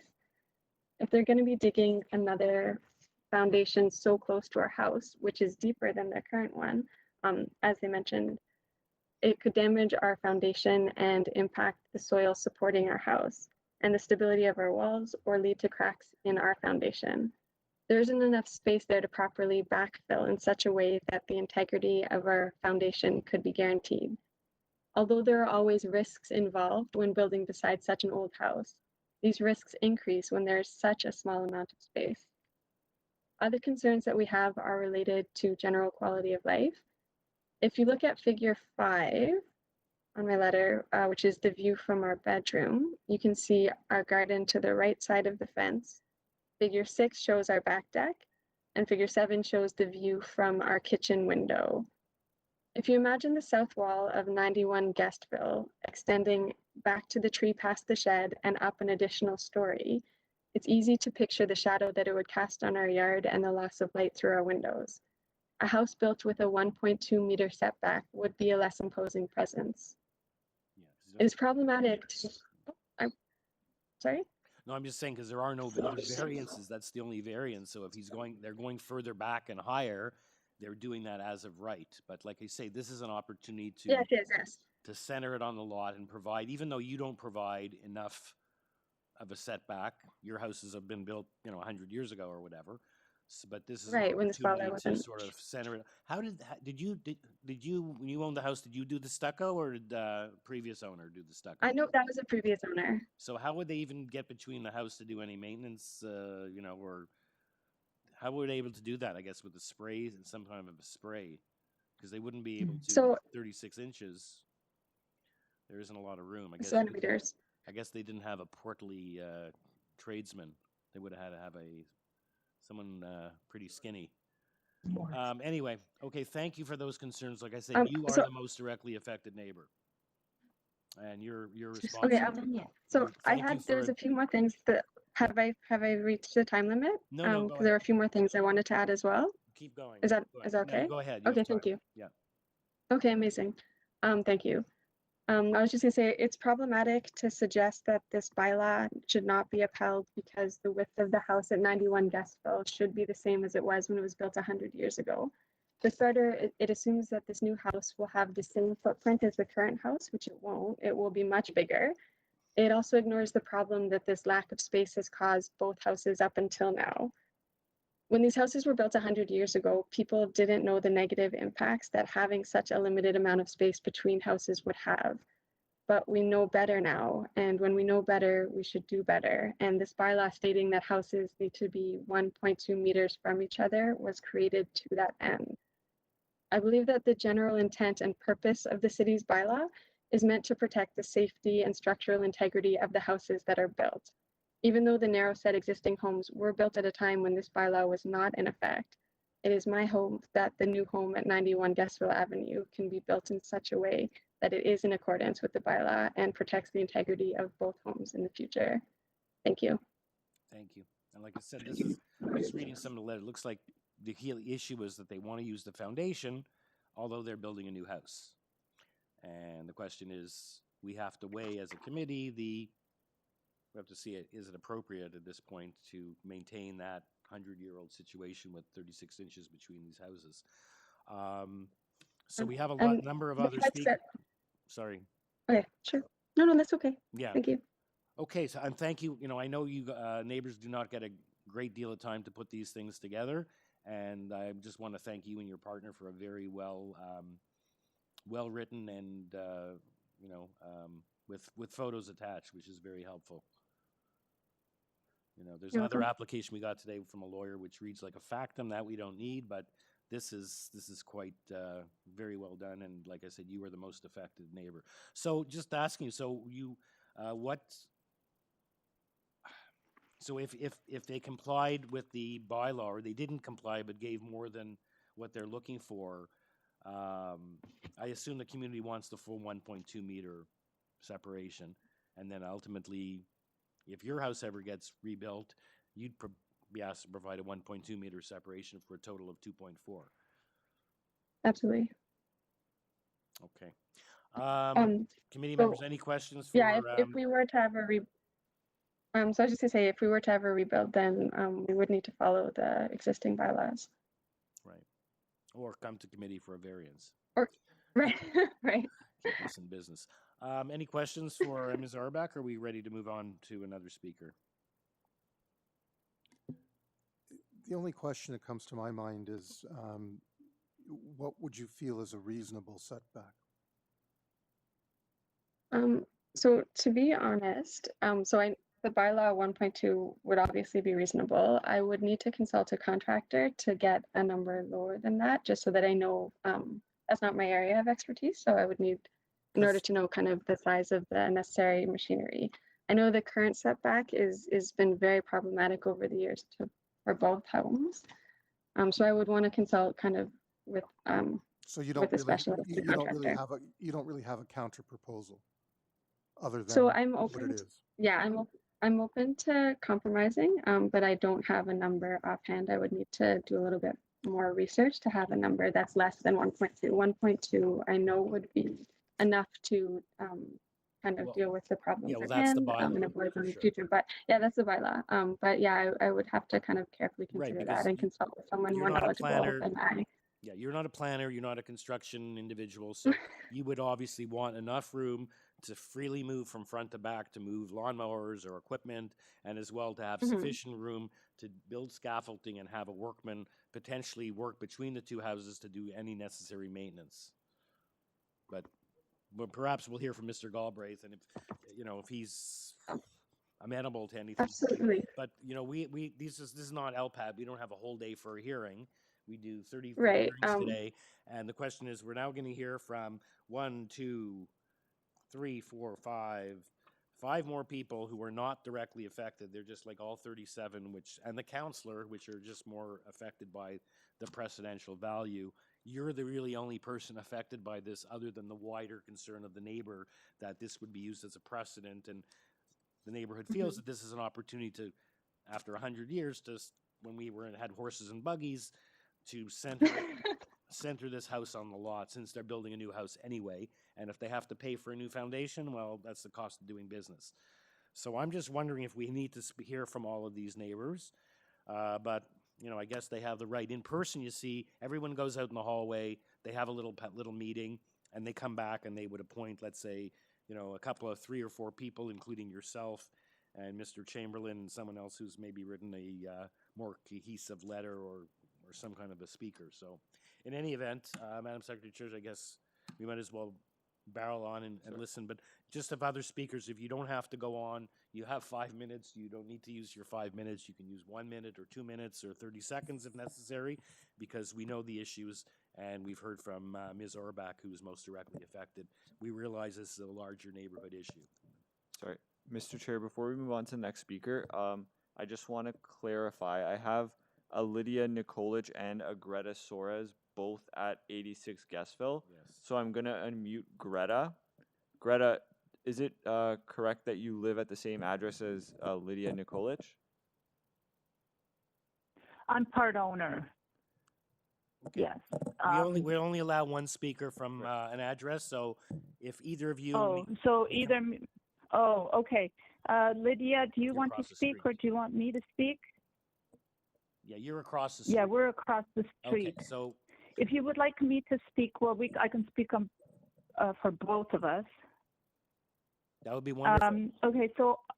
Okay, I'm opposed to this. I think that the new bylaws have been put in place for a reason, mainly so the 1.2 meter setback, I think probably there's stormwater management issues that have been raised. I mean, I don't think you're going to have enough of space for a swale to be able to drain properly when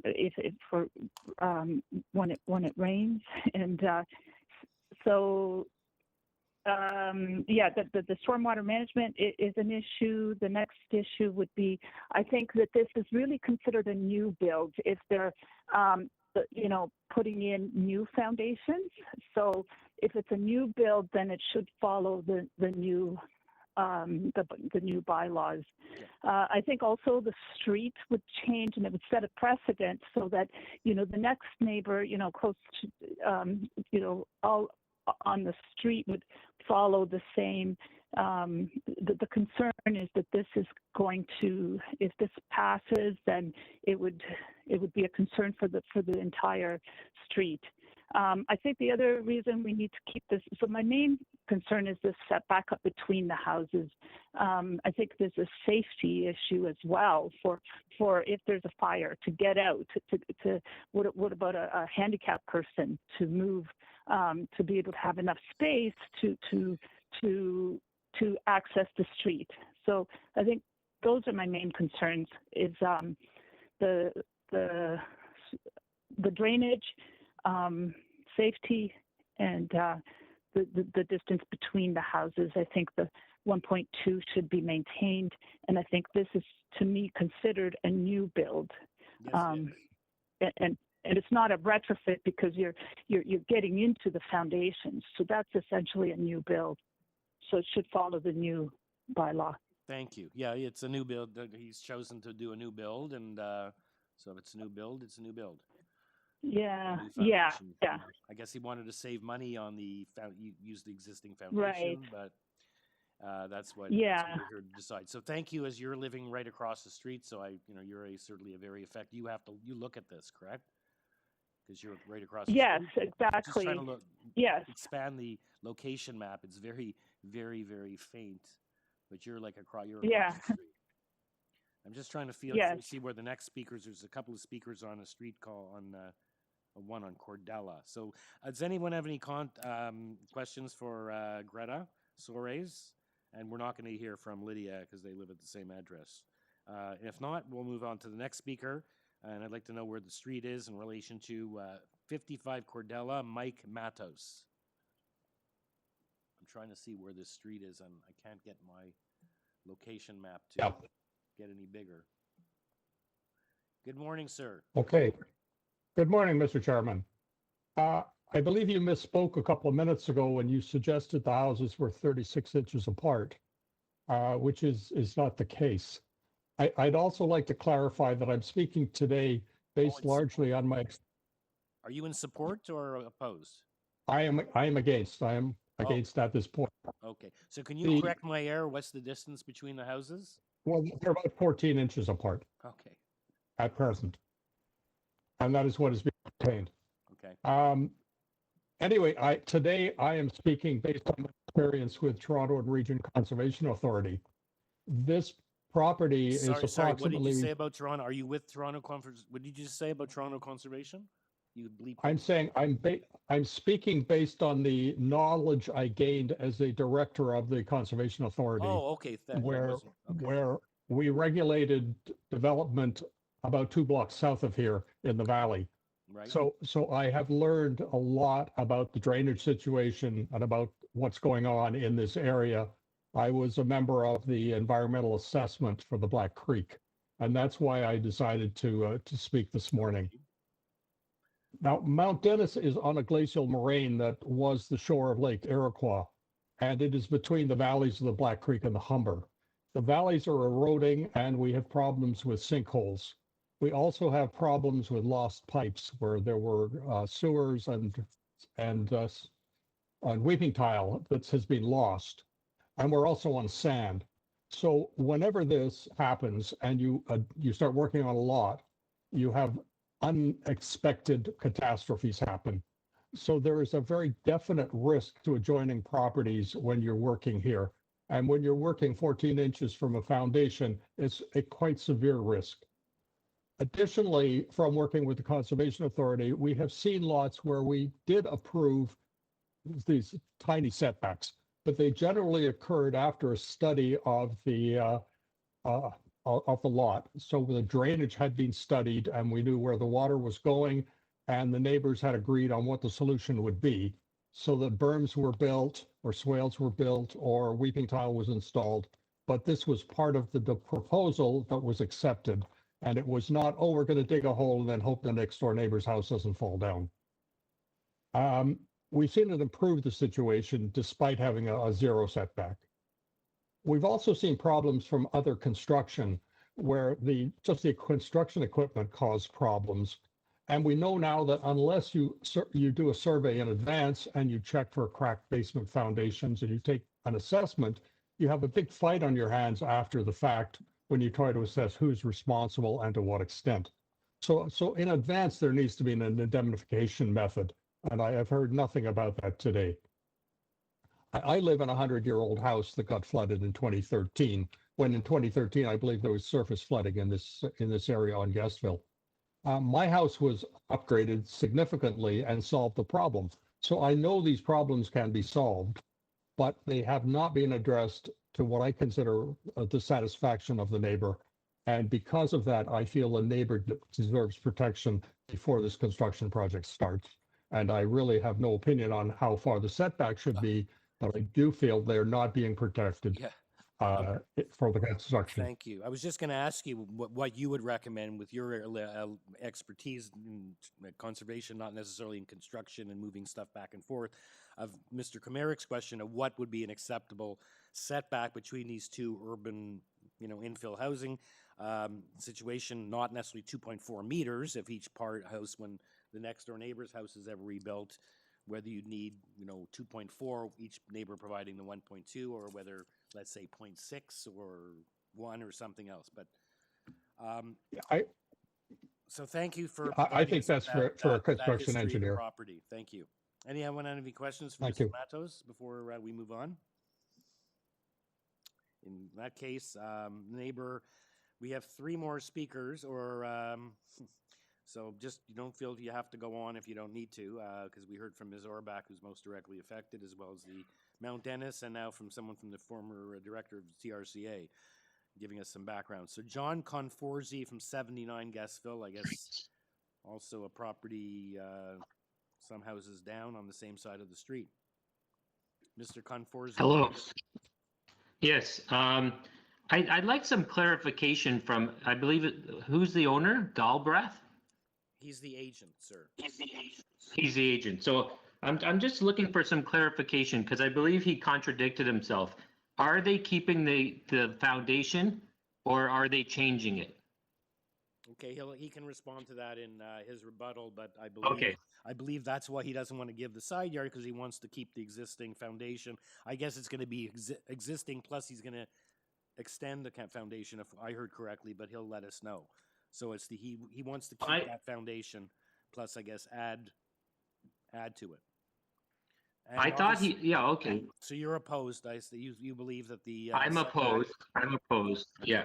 So you believe this I was under the yeah. Is your house also in the same situation where you have a very small setback on one side of your house? Well, no, I'm in a semi, so we have the split driveway between us. So my thing is, I thought he said that his foundation was not in good shape. And I think that the reason it's probably not in good shape is because of the minimal space between. And as Julie said, there's not proper drainage. The sun doesn't get in to dry it out. So all that, any moisture that goes between the houses just has all the time in the world to seep into the foundations and undermine it. Yes. And so the very fact that he said that the foundations are not in good shape shows you the reason for that is the fact that there's not enough space. So I'm surprised that he would want to put the same or keep the same minimal space. It took 100 years, I guess. So the issue is maybe he figures he does not worrying about another 100 years. The question is whether that dark, damp situation allowing water would still be the same if there was, a larger than 14 or larger than 36 inches, even if there was 60 inches. Perhaps you wouldn't get enough sunlight and airflow to dry out those situations either. But I appreciate what you're saying, and we thank you for that. Okay, so let's, no questions from... Okay. Can I move on, please, and to the next speaker? Sure. Catherine Gardner from 45 Lambton. I don't know where Lambton is in relation, because my location map is very faint. So is Catherine Gardner there? Yes, I'm here. Lambton is about Gasville. So this property is about half a block north of Lambton. So I'm on Lambton. I'm about 2 blocks away. Okay. I just wanted to speak to the issue of safety. As noted, a lot of properties in the neighborhood are close together. My house is about 0.8 of a meter between myself and the next door neighbor. Okay. 2 years ago, that house next door caught fire and it was destroyed. So the fire department was so concerned about that fire extending to my property, then from my property to the next ones. So they had to douse my property, I think, for about 18 hours in water. Yes. So the interior was destroyed by water damage. They did manage to save the structure. So your point is the closer that a home is, the more likely of yes, fire extending from building to building. Again, I don't know if you're 5 feet apart, whether that's still not going to be an issue. I know there's recently in the news you heard of townhouse blocks where one unit has a fire and the whole townhouse block goes up because they're all attached, even though there's fire separation between them. So I appreciate your comment on safety. They managed to save the structure with 0.8 of a meter. So this proposal is half that amount. So I don't know how they could ever save the house if there was a fire because they're so close together. Yes. So that was my point. Yeah. Very good point. Whether it's 14, 36 inches, 60 inches, they're still pretty close. But in any event, thank you for those comments. We appreciate that, and glad to hear that your house wasn't destroyed and just had water damage, which can be repaired, I guess, was. Okay, Yes, so now thank we're you. going back to Mr. Galbraith. Mr. Galbraith, you've seen and you've heard a lot of overwhelming opposition. I don't think the neighborhood is too concerned that you want to leave it there to save your clients some money. Please answer the question. I believe what you said about the issue about the existing foundation. The last speaker, second to last speaker, mentioned that the foundation you said was in bad condition. And also he advised that you stated that there's one other point he made. In any event, you have a lot to respond to, and yes, the issue is why not center it with this overwhelming, and come back with a couple of variances. I mean, you do get brownie points for sure. It's a great accomplishment to come with no variances. If you centered a lot, you'd have no variances. But we would need a I variance want your on the other opinion side. on the issue of the maintenance and the fact that these properties are going to be so close together. And this is a 1 in 100-year opportunity to rectify that situation, bring it up to current standards, and shift it in the center of the lot, which so many people want. And the individual, Ms. Orbach at 89 is personally affected by that. So you have So explain that, please. Sure. So the foundations will be a mix of the repaired and new, as you mentioned. Right. It's not in good shape because it's from 1924.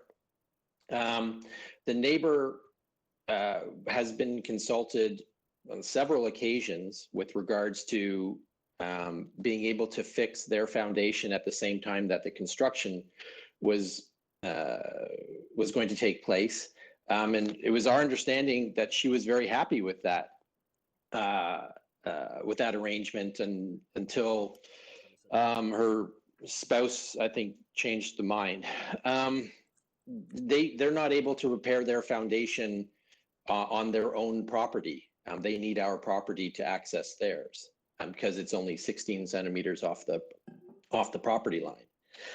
The new construction will include new weeping tiles and improved drainage, so it will indeed fix at least our half of the property line in terms of drainage and issues that have existed for 100 years.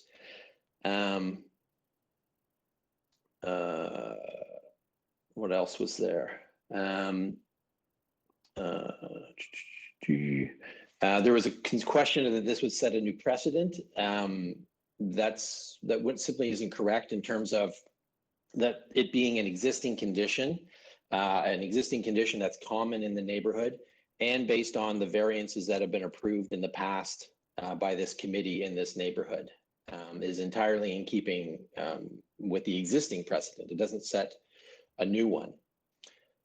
There was a question about fire safety and how can somebody get out between the houses. There's space on the other side of the houses to get out. This wouldn't be the natural way to exit. Our proposed new wall has no windows facing the immediate neighbor. The immediate neighbor at 89 has a window facing north. Our building will have non-combustible exterior cladding and insulation, so it'll be brought up to obviously a modern fire code standard. What else was there? Yeah, well, that neighbor did mention the issue of the proximity that, in terms of, for transmission, in terms of fire going from one property to another, like she experienced.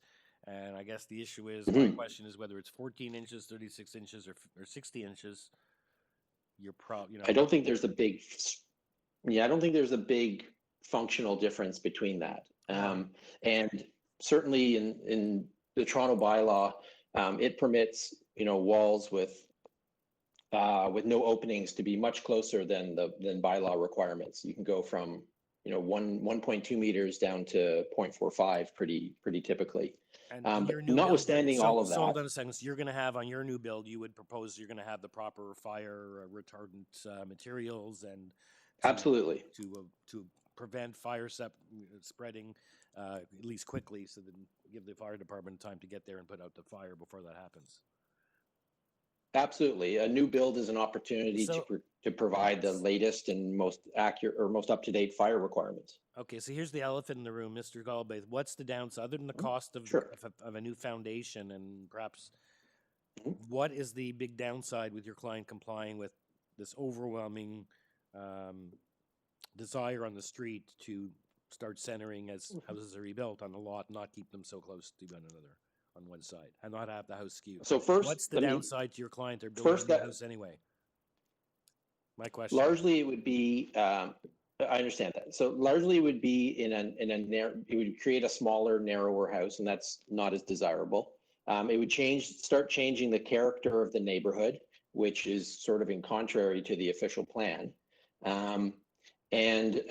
We think that bringing it up to a modern standard would address the concerns in terms of water seepage and foundation damage that currently exists, and it's an opportunity for the neighbor to fix their foundation with some space during construction. Now, all that being said, I have talked to my client, and they understand that there are these concerns, and if it would be agreeable to the committee, they would be okay with increasing the side yard setback to 51.25. That's basically an extra 6 inches. I don't know that it makes a significant difference, but it's an improvement, and they're willing to consider that. Anyway, I'll let the committee consider it, but obviously the neighbors are not going to go hear from the neighbors. If you wanted to mention that, you perhaps should have mentioned that at your opening presentation, so that I could have had each of the speakers comment on that proposed compromise on your part. So you should have mentioned that sooner, because I'm certainly not going back to all the neighbors to ask them, and I wouldn't even go back. I understand. To the neighbors. So let's see if committee member, you want to just wrap up, please, if there's any other remaining comments, and let's take it into committee for any follow-up questions or a decision. So if you can try to wrap up. No, I think I've answered their comments. Okay. I'm happy to answer yours. Okay, thank you, Mr. Galbraith. Let's see if there's any follow-up questions. Sorry, what were you proposing? 0.51 as opposed to 0.5. Sorry, yes, that's correct. 0.51. But you can't make any changes to your application in your rebuttal. So your application is what you proposed before. In any event, I don't, from what I've heard, I don't think that would be acceptable. It's from 0.36 to 0.51. He's currently 0.36, so he's, like you said, 6 inches. Any remaining questions for any of the speakers, or is someone ready to make a motion? One last question, if I may. Yes, Mr. Mayor. You're saying you're keeping the existing foundation. Are you keeping the existing depth of the basement? That's my understanding, yes. So it's going to be the same depth? I believe so, yes. Wow, okay. Okay, anyone ready to make a motion? Or are there any other last-minute follow-up questions? I actually just had a comment, and I like to actually translate this from meters to inches, because it makes me more comfortable with talking about it. 0.36 meters is 1 foot 2 inches, or 14 inches, as somebody mentioned. 1.2 meters, which is the current zoning requirement, is 3 feet 11 inches, or basically 4 feet, which seems to me to be a lot. And I think it would impact on the driveway on the other side if they were to move the building. So, and 1 foot 8 inches is really not, I don't think, going to cut it. So I'm just wondering, I know that we can't make a decision based on this because it's not before us today, but I really do think this application should be deferred. I personally would not defer. We happened a situation a couple of meetings ago. After hearing an application for almost an hour, I'm not deferring an application. I'm not certainly going to. If you want to make that motion, we'll see how it goes. But if we're deferring applications after listening to them for an hour, we have big problems. And I don't believe there's any need for an application. The applicant chose to come here at 0.36. And I think the confusion, it's 14 inches. Just to clarify, I think it's 36 inches between the houses, because obviously there's another deficient setback on Ms. Orbach's side. So it's 14 inches for a total of perhaps a little bit more because she has her own setback.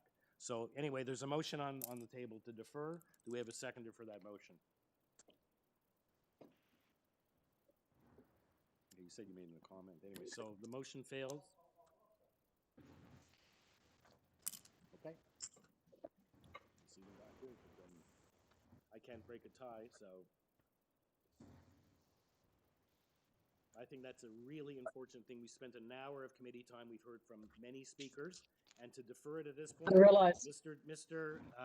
Galbraith did not ask for a deferral, and we've spent an hour of the city's time, very valuable time, hearing this application. This happened a few meetings ago, where after spending an hour hearing it, it got deferred. And as chair, and my job is to manage the procedure and the functioning of the meeting. I was really upset that time, and I would be really upset if all of these people, and we defer it, and it's not going to be heard till sometime in the new year in any event. So I'm not even sure Mr. Galbraith would appreciate that, because he might prefer to go on in the event of or the neighbors in the event of acceptance or refusal, to just get on with the application, and the parties can go to LPAT if they're not happy with the decision. So my job is to manage the process. So I'm just saying, if the committee wants to defer it, go ahead. But I am vehemently opposed Perhaps to it. there's someone who can make another motion So to either refuse or Mr. approve. Komoric has withdrawn his second. Yeah, okay. So we don't have a seconder for that motion, I'm not right? sure that So would it do fails. anyone any Can good, we have including Mr. another Galbraith. motion?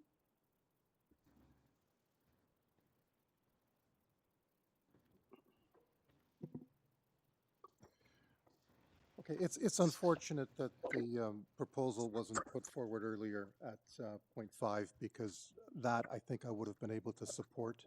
What's on the table now, I feel I can't support, because this is a new construction. If this was an existing situation that was an addition, I think it'd be a different situation.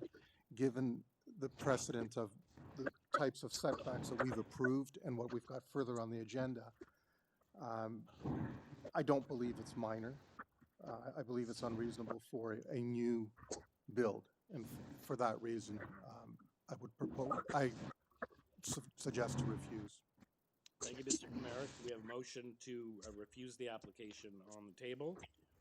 Like you said, we just heard from staff that a last minute in rebuttal, after, we didn't keep track of the exact time, but we've been at this for quite some time, is not really something we can entertain in any event. It should have been made at the outset, or even maybe before the matter got to the committee, when Mr. Galbraith saw that he had overwhelming opposition, including the area councillor, the Ratepayers Association, and the most directly affected neighbor, Mr. Galbraith, and his experienced planner.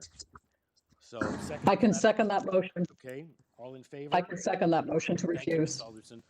All in favor? The application fails unanimously. The application is refused. Thank you, Mr. Galbraith, and thank you, neighbors. Anyway, we've got to return now to item number 8. I had introduced that application. We only had one speaker, Mr. Paul, now with us. Okay.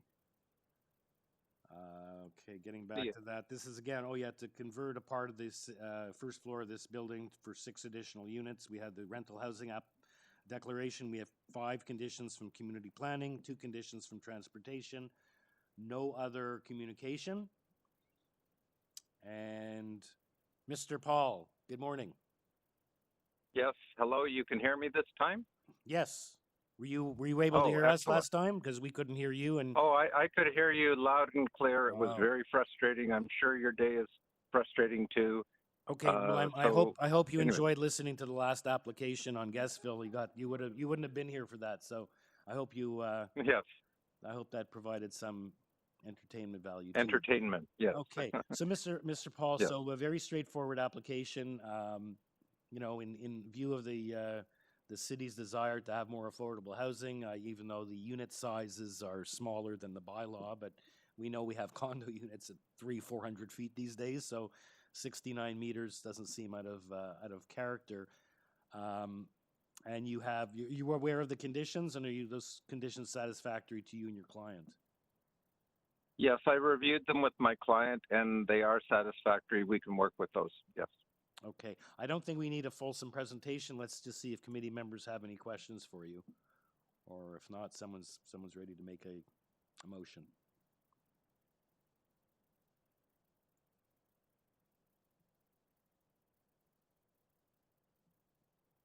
Just on the comment on the rental housing demolition and conversion declaration, I believe what you wanted to say there is the new number of units is 128, not 100, or not 6.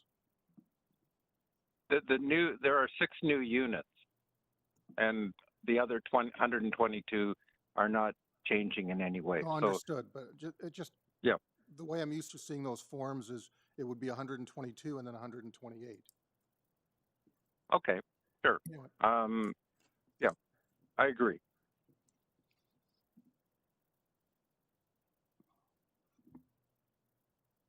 I find the application to be minor in meeting the 4 tests and desirable given the shortage of rental housing. I would therefore like to move approval. And there's no conditions. And there's, I believe there's no. No, there's no. Oh, there is. Was that no? Yes, sorry. there are a number of planning conditions Yes, which we just 5 discussed. and 2, yes, and And transportation. the applicant said it has no issue with, so I will attach those planning conditions. And transportation too, I think. And transportation. Okay. I was just going to make that friendly amendment for transportation commission conditions. I'd like to second that motion. Thank you, Ms. Alderson. All in favor? Unanimous approval. Thank you, Mr. Paul. Thank you. Have a good. We'll try. Okay, the next application is then item number 10, 29 Ashford Drive. Yes. And this is an It's Victor Moskalik here. Yeah, we have, let me just see who these, this is number 10. Okay, we have Victor Moskaliak, the agent, and as well as we have the neighbor at 49 Farmington Crescent. So let me just introduce the application, and then we'll hear from. This is for a new 2-story north side addition, new attached garage, and new covered porch. There are 2 variances, length and depth, and we have a planning report for information. They point out that it's the variance is really as of a technical nature. It's due to Farmington being technically the front yard. I guess it's a corner lot. And we have, I believe, 3 letters of support, 1 letter of objection from 49 Farmingham, Crescent, and that's the neighbor that we have registered to speak here this afternoon. So, Mr. Moskaliak, good morning. Good morning. So you have a length and depth variance. That's correct. Okay. It's an existing condition, so we're just adding on, within the existing foundations of the north garage and moving it east and west. So it's a very simple addition, and it's in keeping with also the neighbor's house, which is 2 stories at the back and the north side. The north side addition is they have the letter of support for us. Okay, I don't think, do we have any letters of support? Oh yeah, I have a letter of support, 3 of them. Yeah, there's 4 letters of support. So let's go back. So you're saying it's being built in line with the existing house. So that's correct. But it's going longer and deeper than it was. It's an addition at the back. You don't already. Yeah, but it's not longer and deeper. It just goes to the east and west. In other words, it's not going to the north of a property. The length is from Farmingham the depth is 19.51 meters. And that's where the issue is that the depth should be 17 meters. So in other words, if I followed the zoning bylaw, I'd have to chop off the garage by 2.5 meters. Okay. Yes, it's because it's only a technical, because your Farmingham is technically your front yard. And that's why. That's correct. We see these variances. Yeah. Okay, so let's hear from the neighbor and you'll have a chance to respond. Let's hear what her concerns are. Is Sandy Reinhardt there, please? I assume Sandy is a woman or a man? I hope you can hear me, and I certainly will not be moving to Mount Dennis anytime soon. So we have no issues here with the 2 variances, with the length or the depth. That's not an issue. We're good to go. Yeah. The only issue 2 issues, Victor and I have spoken about the light. Victor and I are both fortunate enough to have swimming pools in our backyard, and light and sunshine is extremely important. So Victor had mentioned he had done a shadow survey or a study to determine that we would not be impacted by his addition. I wonder if he could speak to that this morning. I've never seen that. Right. So I'm a little bit interested in that rather than just our neighborhood chit chat about it. I'd like to know if he actually has something in writing. The larger concern for me are the windows on the north side. Now, they kind of, if you've got the plans in front of you, Yep. they kind of angle towards our backyard. Right now, we are not overlooked by anyone, which is one of the reasons we purchased the home. And that angling of those windows, I find disturbing. I find that they might compromise our privacy. So I would prefer that they were flat across. They actually butt out, I think, in the hallway, in the middle of the structure of the addition, and then towards the east side, which is directly looking into our yard, which is kind of creepy. So I just wanted to talk about that. Okay, so let's, we'll go back to Victor, and he'll get a chance to, first of all, before we do that, does anyone have any questions for Ms. Reinhardt?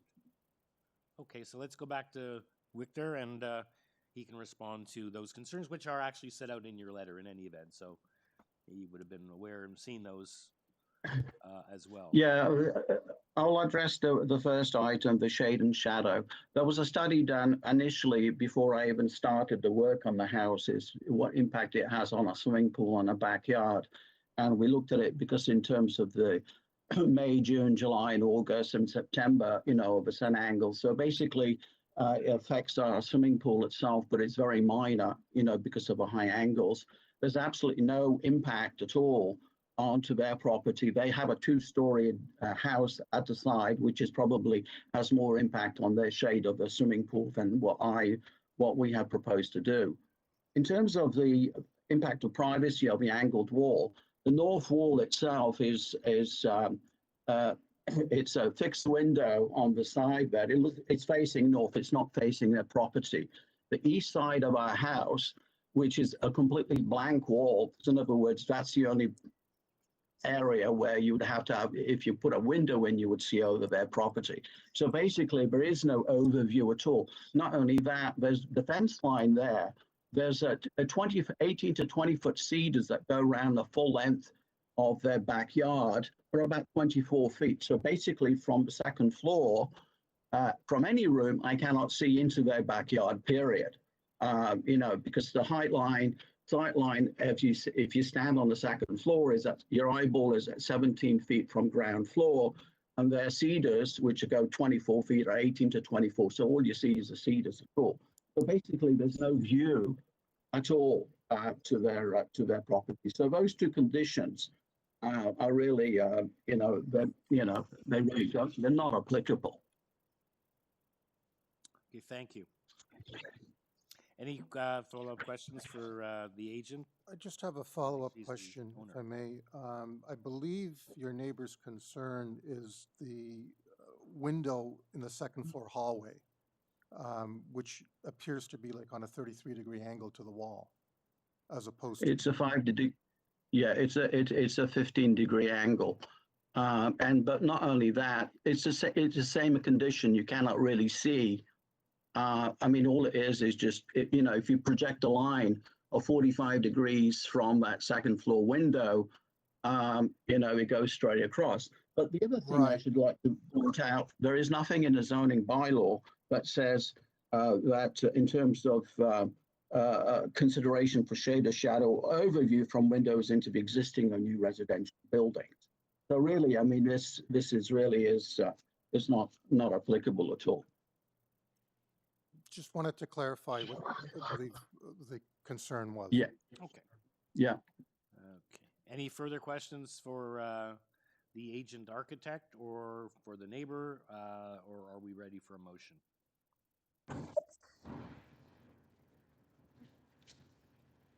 I'm happy to move a motion to approve. Thank you, Ms. I believe it meets the 4 tests. Yeah. I believe there's an Sorry. urban forestry condition, 2 and 4.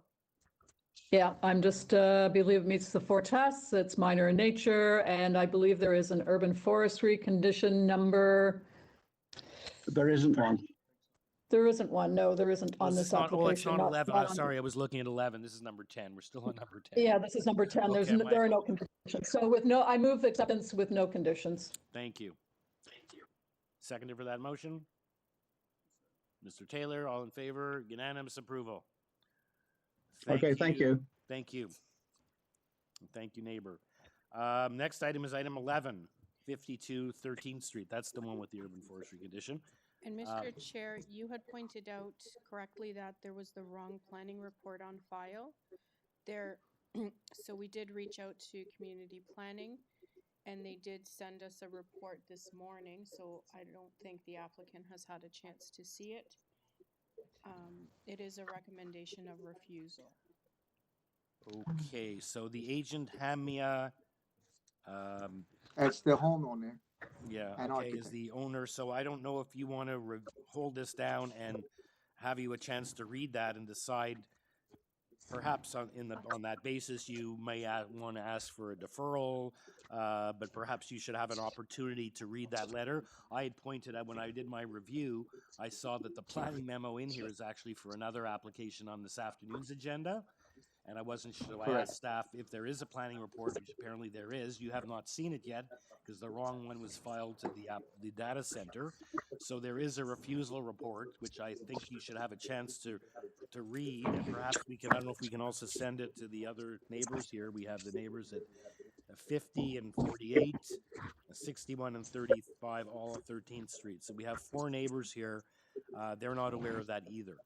So, Madam Secretary Treasurer, what do you suspect we suggest we do? I did ask staff to email it to the agent, so perhaps he has had a chance to review it. I'm not sure how he would like to proceed. And how we're going to get hard copies distributed? We haven't. We seen don't. that either. We just got it in the middle of the hearing. Okay. So, can I? Is it Yes, me now? Mr. Hamia. Yes, it's Hamia. Yes. Good morning, Mr. Chairman, Committee of Adjustment. I just received that. I know it's a summary of the discussion I had with planners. We went back and forth regarding the variances, and at some point they were okay with all the variances except of FSI that they said it's 0.91 is not a good precedent for the neighborhood. They mentioned that they understand due to the size of the lot, we need to get that variance. They recommended like the maximum we gave so far was 0.82. Then I revised the drawing based on their recommendation. I went to 0.89. On my last communication with Tamur from planning, he said everything should be fine. The only thing is this, and due to our policy, we have to write a refusal. Go to committee, talk to them. They might give you a bit more than that, 82%. So that when I read that just a few minutes ago, I figured that that's based on our last communication. So hold on. What's before us is 0.91, but the planning report recommending refusal is at 0.89. It's not much different, 0.91 to 0.89. Yes. Yes. So we so don't, and you don't even, and your plans don't even reflect that. Your plans reflect Yeah, 0.91, or they reflect 0.89. No, 0.89. It's revised. So I think that But revised we plan do not is, have any revised plans in front of us. The committee it- only I has think it- what went out to the public. I think it's in the website. I saw that. I printed that. I took that to the two of my neighbors yesterday. I couldn't reach one of them, but I passed it to the other one on 48. So can, Paul, can you just scroll down? I want to, what's that 0.89? Well, how many square meters is that? Up, yeah. Well, towards where they mentioned the 0.89 is 219.88 and 91 is 225.49. So you basically shaved off 6 meters. Yes. 6 meters So approximately. exactly. Not even. Yes. To No. 5.5 meters you took off, and that's what you feel is. But we don't have plans reflecting that, and I don't know if anyone, if the position from 0.89 to 0.91 changes 1.6 is what's permitted. So I. So that's so anyway, the point is you're saying you were expecting the refusal report in any event. They told you it was going to be forthcoming, so you haven't been surprised by that. That's the thing. Like with our conversation, they said go and see if they agree to above 82. Otherwise, take the 0.82. That's what we would be okay with. Okay, but I would just like to clarify the application before the committee, because this is what went out to the neighbors, is for 0.91. Planning, although they saw revisions that were sent out past our deadline, are not before the committee.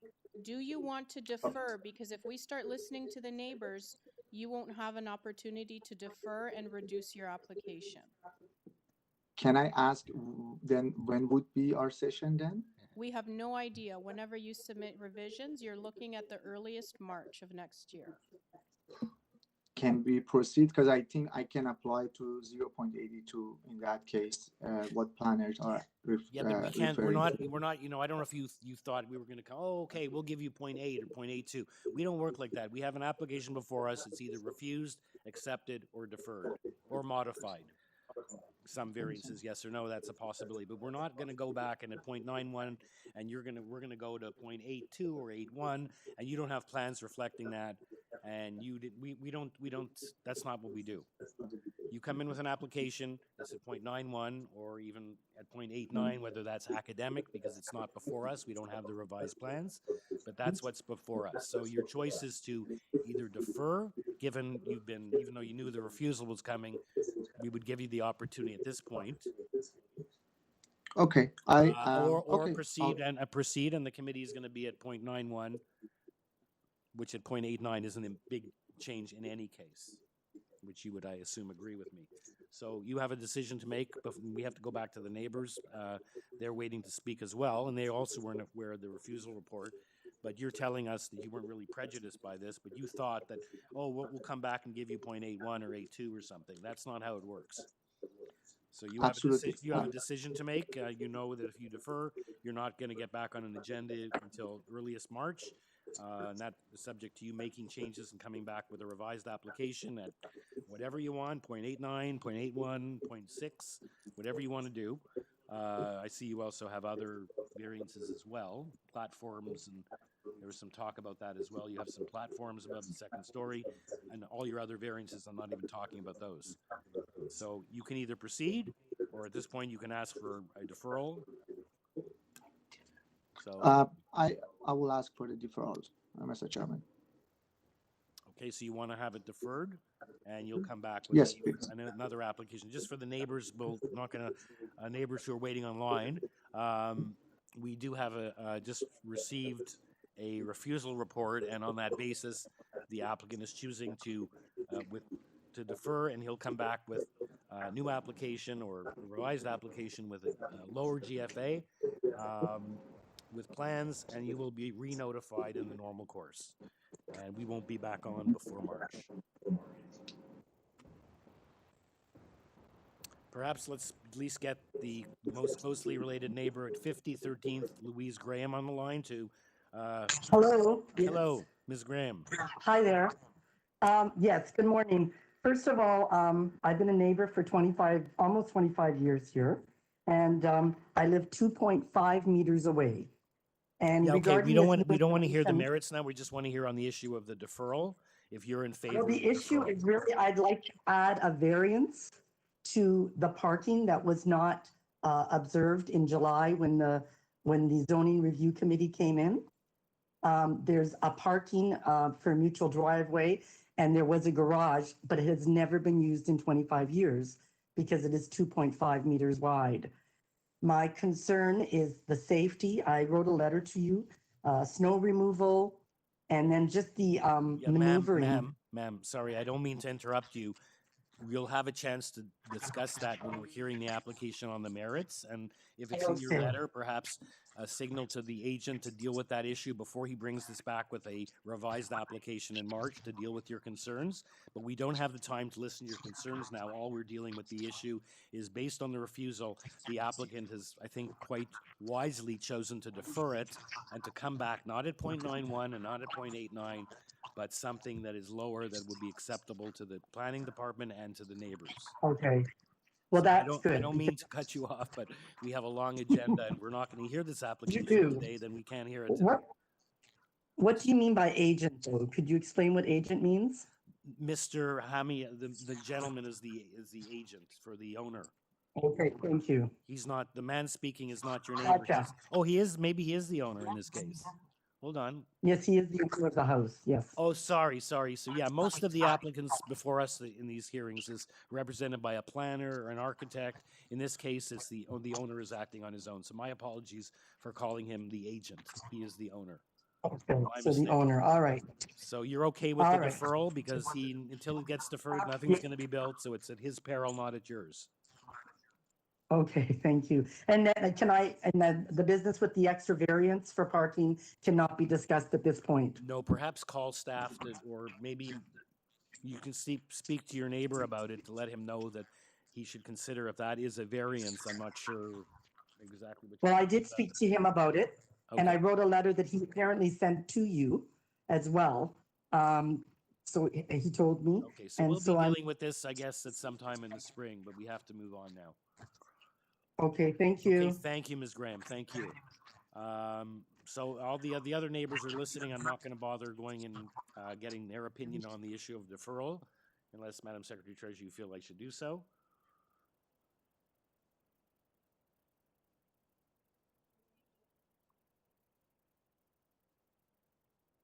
We should probably give them an opportunity, and perhaps in the member's motion, it can also include to clarify if a variance is required for parking. Okay. To satisfy the neighbor. Okay, so Ms. Graham will be happy to hear that. So let's hear from the neighbor at 48 13th Street, either Anna Janisic or Alan Volk.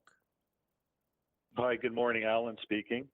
Okay, sir, just on the matter of the deferral, are you okay with this matter being deferred to next spring sometime? And Yeah, he's gonna come back I'm with quite a- okay with the deferral. Okay, yeah, he's going to come back hopefully with a more acceptable proposal. So just so I'm clear, it's going to be a completely new application in the spring. Well, it'll still be the same application number, so he doesn't have to pay another fee, but it'll be new drawings, new variances, hopefully in low going down and not higher. Maybe he could eliminate some variants or reduce them. That's the signal he's getting. Yeah, I'm fine. Yeah, and we had the wrong Sure, letter, I'm so you'll be fine. able to go onto the data center if you're interested. They'll post it and review and read that refusal letter, which was just brought to our attention. But apparently he was Okay, that's great.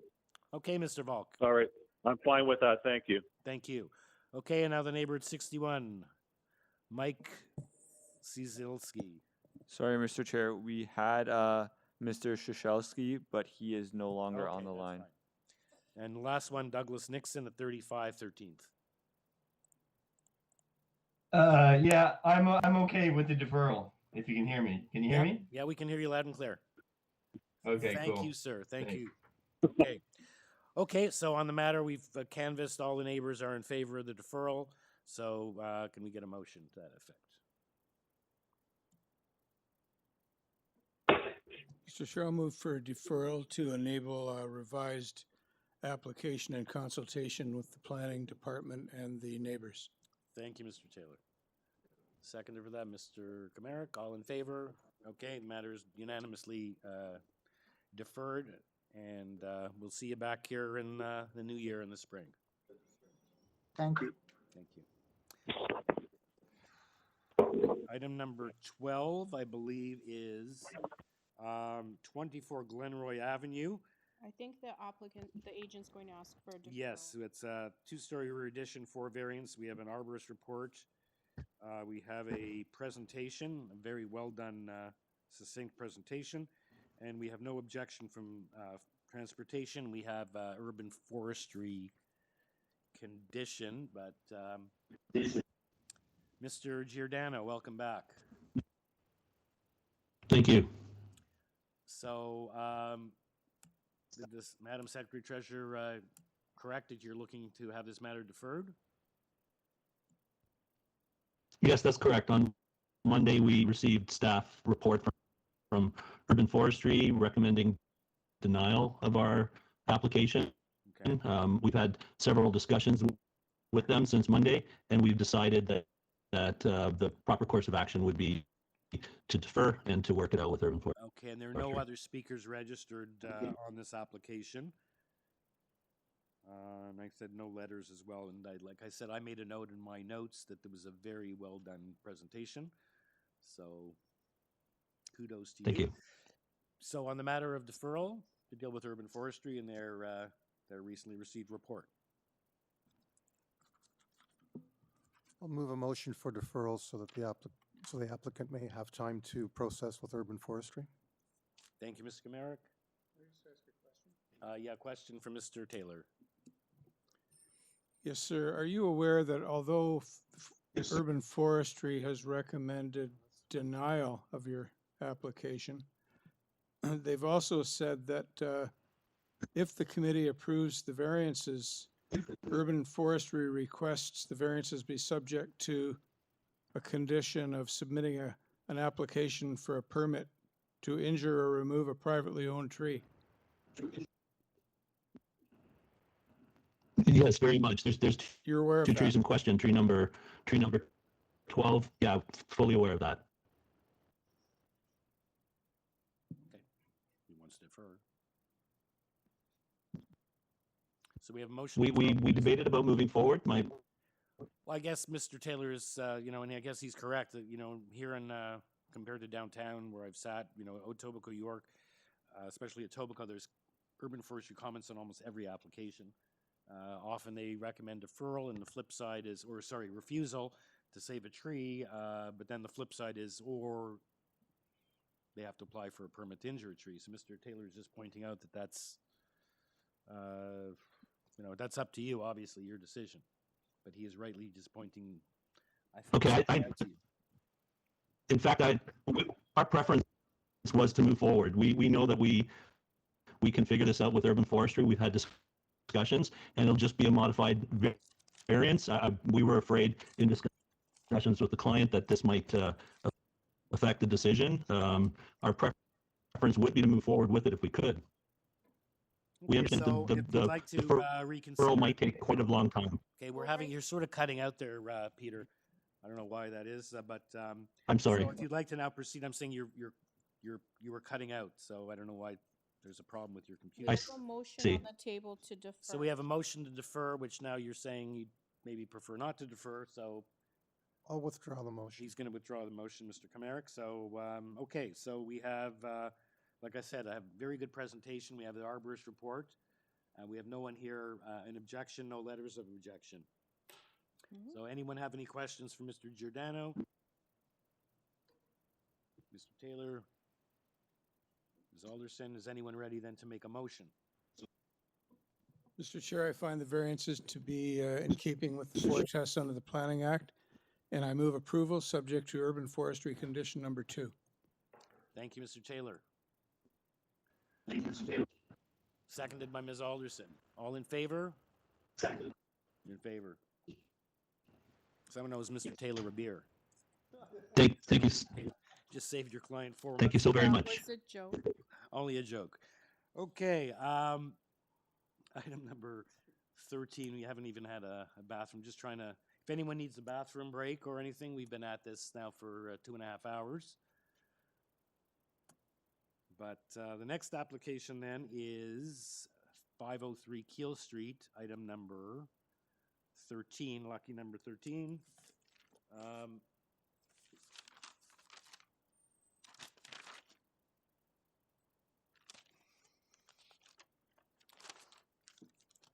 It's an application to permit an office use. And my notes. Right. That's the only variance. There's a covering letter. Planning has 2 conditions of approval. Transportation has a condition of improvement, being payment in lieu of parking. And we have the parking situation is there's 35 spots required, 4 being provided. And the speaker on this application is Marek Roskowski. Only one speaker. Mr. Roskowski. Yes, can you hear me? Yes. Okay, good afternoon, Mr. Chair. Yes, I'm the architect on the project. I'm representing the client. So as you said, we have only, hello? Yeah, we have your cover letter. Have you Yes. reviewed the transportation and planning conditions in their memos? I checked yesterday the website. I didn't see any letters from them. I'm not so sure where did they arrive. Okay, I'll read it. It's very simple. It's dated November the 18th. So I don't know why you don't see it filed in the data center. It said, should the committee approve the applications, recommend the following conditions be imposed. Number 1, proposed development constructed substantially in accordance with the second and third floor plans submitted September 21st, 2020, and held on file by the committee, and that the second and third floors be limited to office use only and not be converted for the purpose of habitable area. Yes, we're okay with that. Okay, I would imagine you would be. Okay. What about the transportation payment in lieu? Yes, we also find if this is necessary. We don't have a room for 35 parking spaces. Yes, obviously. Yes. We may have a room for 5, but probably 4 is something that we'll be more comfortable with. With the cash in lieu issue, it's either getting the variances or doing cash in lieu. It's kind of double dipping. Well, if it's possible to get a variance for that, it would be great. You mean to not have that condition imposed, Madam Secretary Treasurer? I actually saw a few memos not this one, but a few of the other memos. They didn't have like a conclusion. We'll get to them later this afternoon, I believe, or later on today. So anyway, they said, should your committee see merit, we recommend approval be subject to the applicant successfully obtaining approval for payment in lieu of parking for the additional parking spaces associated with the additional office use. Now, we don't have any idea of these deficient 31 spots. That could be very, very, very expensive. I don't know if the agent is aware of that. Do we have any idea, or? They haven't advised. It's a yearly cost per parking space. So you'd be subject to that every year, and I'm assuming the cost does go up. Well, we can negotiate with the transportation department. Obviously, people don't have as many cars right now as they used to. Sure. Okay, Mr. Ruskowski, you're a planner, you're a registered planner. You're familiar with that. You're willing to accept that condition and work with the transportation department? That's what we're asking. That's correct. Okay, because we wanted to point out to you that. Yeah. Okay. So the agent is advised he's acceptable. He's okay with the planning and the transportation conditions on this application. So is someone ready for a motion? Could I ask a question, please? Sure. The proposed office space, this is in addition to the current use on the ground floor. That's not changing, correct? The ground floors will remain, and we're just proposing 4 extra offices on the second and third floor. Actually, the building's already a 2-story building, so we're just expanding second floor and building a third floor. Is the office space in association with the ground floor, or is it totally separate? Totally separate. No, that's a separate. It's a separate stairs going up. Yeah, and we have exits at the back as well. Thank you. Okay, so it's office space. It's not the most prestigious office space in the city, but it's office space. Yeah, exactly. Okay, any other questions, or are we ready for a motion?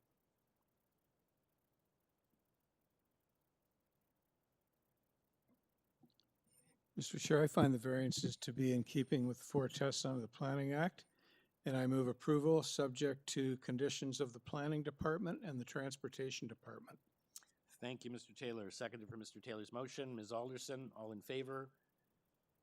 Unanimous approval. Thank you. Thank you, Mr. Rutkowski. Item number 14, and I believe the rest of the items this morning are unopposed items, 15, 16, 17, and 18. So we'll proceed. 107 Meadowbank. Item number. Hi, my name is Rakim. Yes, you want to hang on, please, Rock?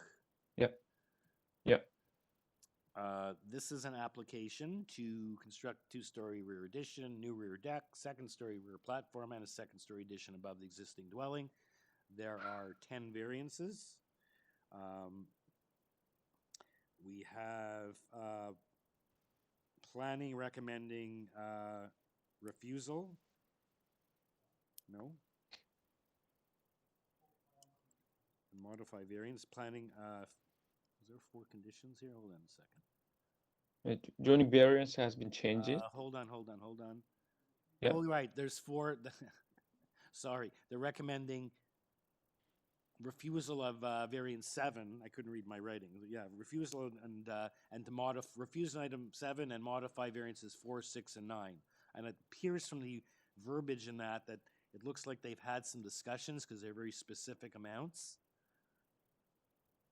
It says the applicant they go through the history of what you asked for. Then he says the concerns were raised, discussed with the applicant. Applicant has revised the application, submitted revised plans and zoning waiver dated September 17th. And then they compare and they set us through how those variances change from X to Y. So, sir, you're aware of that, and that obviously came about, Rock, as a result of your negotiation with the city? Yes. Okay. So are you making modifications to your application? They were already made, it looks like. Yeah, that's correct. No, the committee does not have revised plans and the information. So you have to outline what your changes are. Okay, so you have to go through what's set out in the planning memo to just read it in as to what's being changed? Yes. Okay. Okay, first of all, number 7. Yep. Yeah, there was the height issues.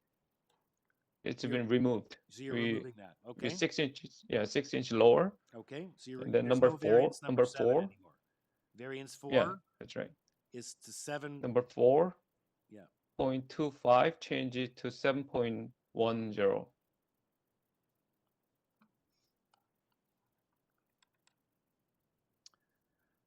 And then number 6. Hold on. Number 6. But it was Yeah. 7.25. You said 5? It's 5. 7.25. Yes. Okay. Change it to 7.1. That's for the soffit height. And variance 6. Yeah. And then variance 9, the area of the second floor balcony. 4 and 6. 4 and 6 has been changed to 7.25 to 7.1. Yes. And then variance 9. 12.29 balcony area, change it to 9.97. Sorry, what was it before? 12.29. 12.29. Okay. I thought you said 4.29. Change it. Okay, 12.29. So that's going Yeah. down. So those are the changes you've made. The planning report, Madam Secretary Treasurer, says that we do have revised plans reflecting that. Is that not the They've case? submitted it to the office. The committee does not have it before them because they submitted it after the deadline. Okay. So we don't have that before us, but it has now been filed. Okay, so does anyone have any questions for Mr. Kim, or are we ready for a motion? Yes? Do the platforms, are they included in the FSI? No. Okay. So the applicant has made changes at the request of community planning, which is now satisfied. We do not have the plans, but the plans do exist and were filed late. If we do a motion to approve as modified, Yes. do we have all the modifications covered? Yes. He just read them into the Okay. record at Secretary Treasurer's request, the elimination of one Yep, variance yep, and the yep, modification of 3 other variances. And we do have an urban forestry, I just noticed, of variance, urban forestry condition number 2. Yeah. Okay. And there's transportation conditions.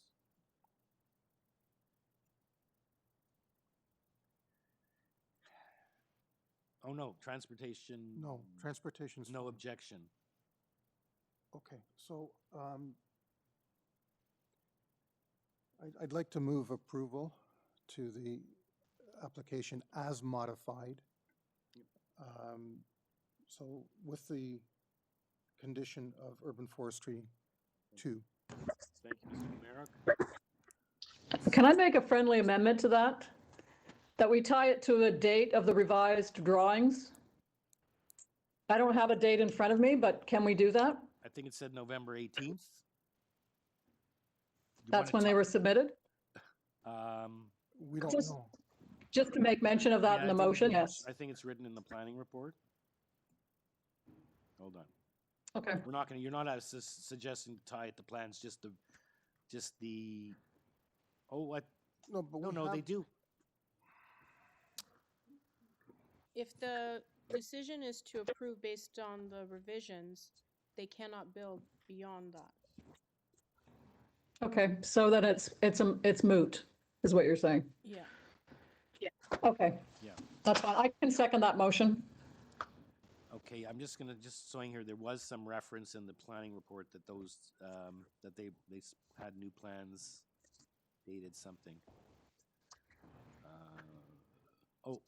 November 17th, revised plans and zoning waiver dated Okay, November but those 17th. new plans reflect. Yeah, reflect these changes. These changes, and they're not asking to be tied to the. Exactly, so it's really a moot, there's no need to have that. Correct? It's moot. Okay. Okay, so seconded by. So I can second that. I can Okay. second that motion. All in favor? Unanimous approval. Thank you, Mr. Kim. All right, thank you. Thank you. Item number 15 is 107 Nielsen Drive. And this is an application for a new detached dwelling with attached garage. It's minimized. We have planning condition to be built substantially in accordance with the site plan, and transportation has 4 conditions of approval. And we have one speaker, Tony Diodati, the agent for the property, for the application. Good afternoon, sir. Good afternoon, Mr. Chair and committee members. Yeah, you have 3 variances here. You have planning condition and transportation conditions. Are you okay with all of those conditions? Yes, I would request that committee consider our application based on the revised plans and revised variances, specifically a reduction in the variances, such that we are now complying with planning's requests, as well as our 3rd variance. The reduction effectively removes that 3rd variance. So we request that you review our application based on that aspect. The committee is not aware of any revisions. The committee has what was mailed out to the public. If you are proposing revisions, you have to outline them to the committee. Okay, I can do so, as I have plans as well that are attached to that. So basically, we look at the planning report, which recommends that it be built substantially in accordance with the site plan, dated September, Yes. November 24th, and they go through and they summarize changes you've made. Correct. So what you So have to do is variance read number. those, yes, read those changes. Yes, I will do so. Yes. So variance number 1. Yep. It was 20.99, and we have reduced it to 20.23 meters. Yep. So variance number 2, it was 21.86 meters, and we have reduced it down to 21.40 meters. And variance number 3 was 6.1 meter driveway width, and we have now reduced it to 6 meters, which is effectively the zoning bylaw. Right, so that can be removed. Yeah, so you don't need that variance. Right. Okay. Yeah, it says planning staff reviewed the revised variances as outlined above. Due to the timing of the revisions, the revised materials have not been included in the committee members' packages for review. They say the variance select the technical nature results in a proposal that are much larger than the actual building footprint at grade. That's why they want to tie to the plans. Okay. And they want that condition. And there's also urban forestry 2 and 5 on this. Actually, Mr. Chair, Urban Forestry wrote a subsequent memo dated December 3rd, where they requested condition 3. Payment in lieu, Okay. and rather than two. Okay, thank you. Yeah, that's, Yeah. Brand, that's dated today. Yes. Brand, is the applicant even aware of that?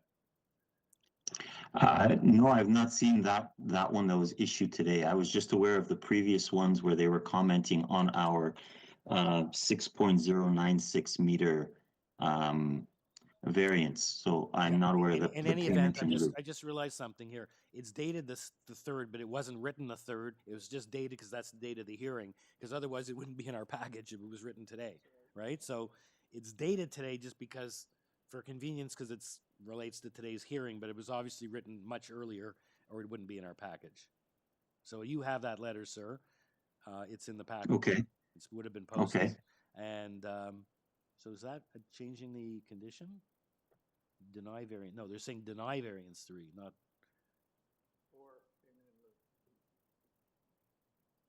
Yes, but with our revisions, we've effectively removed variance 3.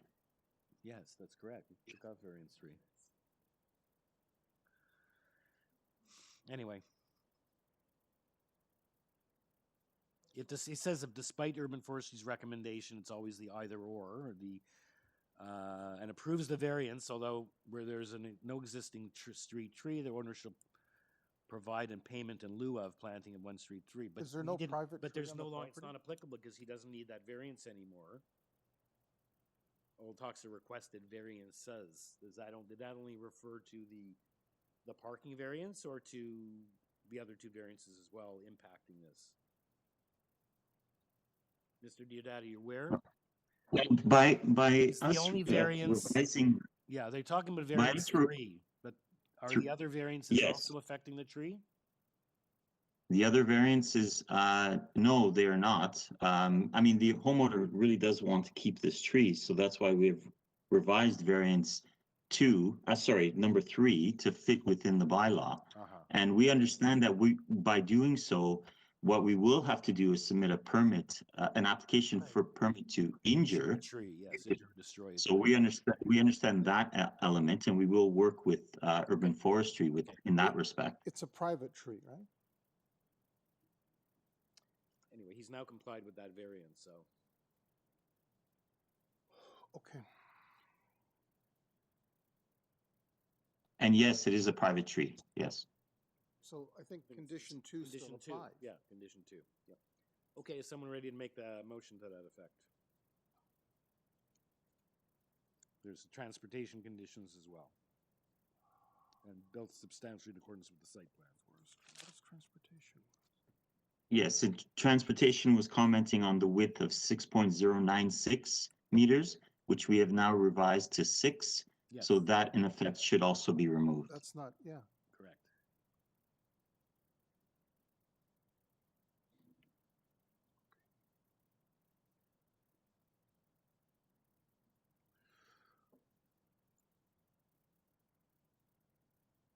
Any more questions? No? Okay. Okay, I believe the application meets the Fort test. I would like to propose approval as modified, subject to forestry condition number 2, and subject to the dwelling being constructed substantially in accordance with the site plan submitted November 24th, 2020. Thank you, Mr. Kamara. Seconder for that motion.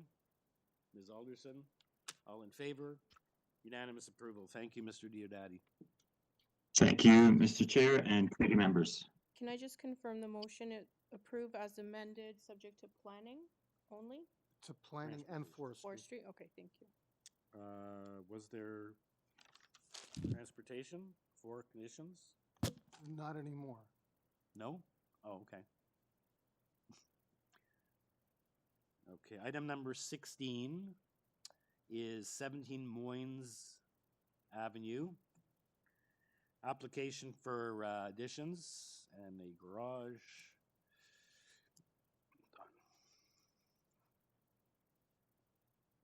Construct a second-story addition above the existing dwelling, a 2-story rear addition, a rear covered patio, and a new detached garage in the rear yard. There are 3 variances. 5 letters of support and nothing else whatsoever. No comments by city departments or other than the 5 support letters, no concerns from area residents.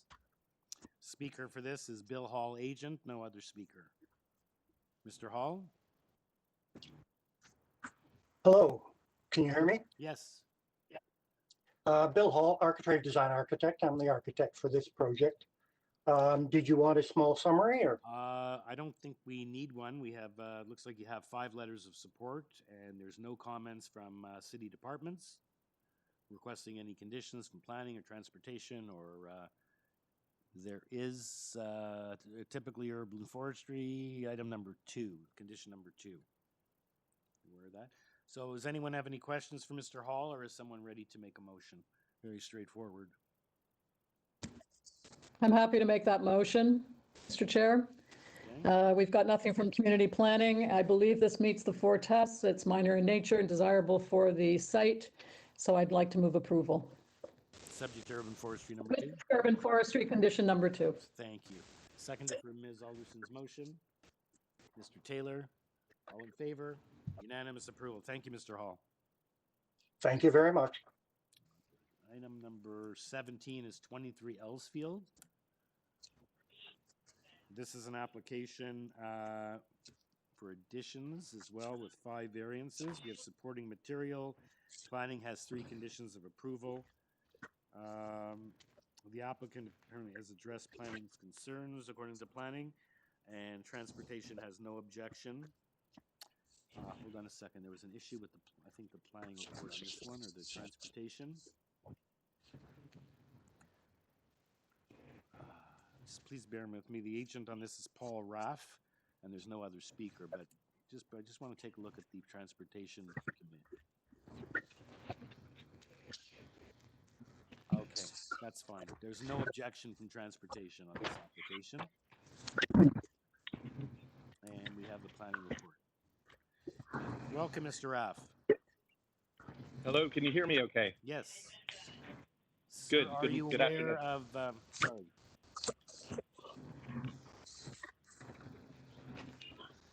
Sir, have you seen the planning report? Yes.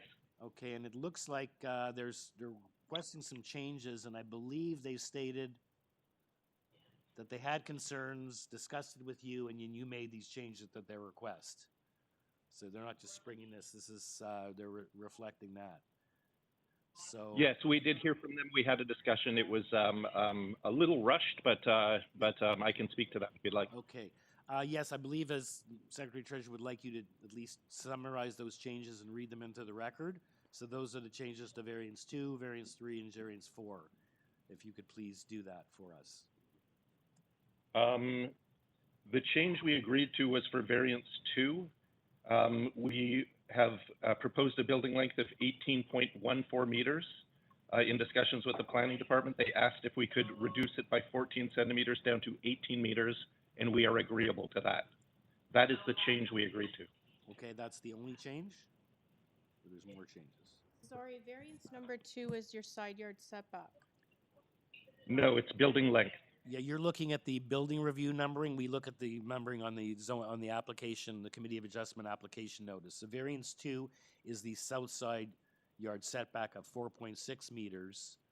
They stated a condition that it only applies to the mudroom located on the ground floor. So you don't get that side yard setback for the whole property, just for the mudroom on the ground floor. So that's acceptable to you?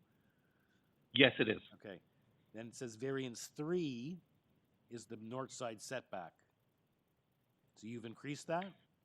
You probably have a different No, I variance have. number. We disagree with the planner's position on this, and I'd be happy to speak to it in more detail. So there, we have to know that. So the 0.42 to 0.86 that they suggested, you haven't agreed to. No, that is not something we've agreed to. Okay. It is something. Yeah. Okay, and then the variance number 4, the proposed length, reduced from 18.4 to 18. Is that something you've agreed to? It is, but I want to clarify, I believe there's an error in their report. It was 18.14, not 18.4 meters. And yes, we have agreed for it to be 18 meters in building length. No, it says they had a proposed building length of 18.14, where it allows the maximum length of 17 meters. He's referring to the error in their report. So when in their recommendation. Why am I saying I don't see it as an error? I'm saying that that's. Oh, it says proposed building in 18 meters is measured. Oh, then it says, however, the proposed north side setback will remain unchanged. So before they said they wanted to increase to 0.86, and then they go back down and say it's going to stay. It's poorly written. Because in the summary at the top, they say they want it at 0.86, but later in the body of the report, the applicant has since agreed to reduce the proposed building length to 18 meters. However, the proposed north side setback of 0.42 will remain unchanged. So I'm not sure if they want us to, they still want the 0.86. So at least I know their position. They haven't agreed to your 0.86. They want 0.42. The committee should be aware of that. And the length from 18.4 to 18, and you're saying that should be 18.14, correct? It should be reduced from 18.14 to 18. Okay, so 18.4 was never at 18.4. Correct. Okay, so at least committee understands that. Can you speak to those issues then? And we have the planning report that said they asked you to make changes and you didn't. So let's hear why the 0.46 rather than the 0.86 is. Sure. Could we bring up? Yes. Would you be able to show this supporting materials?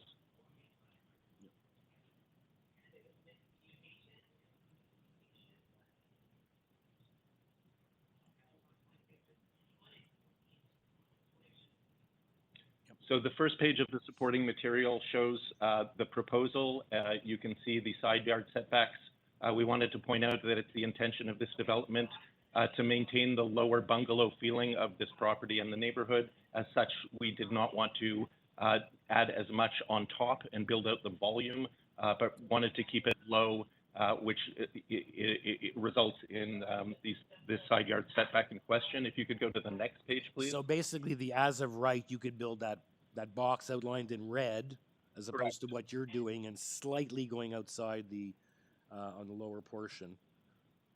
Correct. Okay. And I want to point out in the architectural floor plan, which you see now, which sits a similar color coding of allowed proposed. Yes. We are allowed to encroach with a chimney breast for both the beauty of the architectural composition and the functionality of the interior. We wanted to widen that a little bit.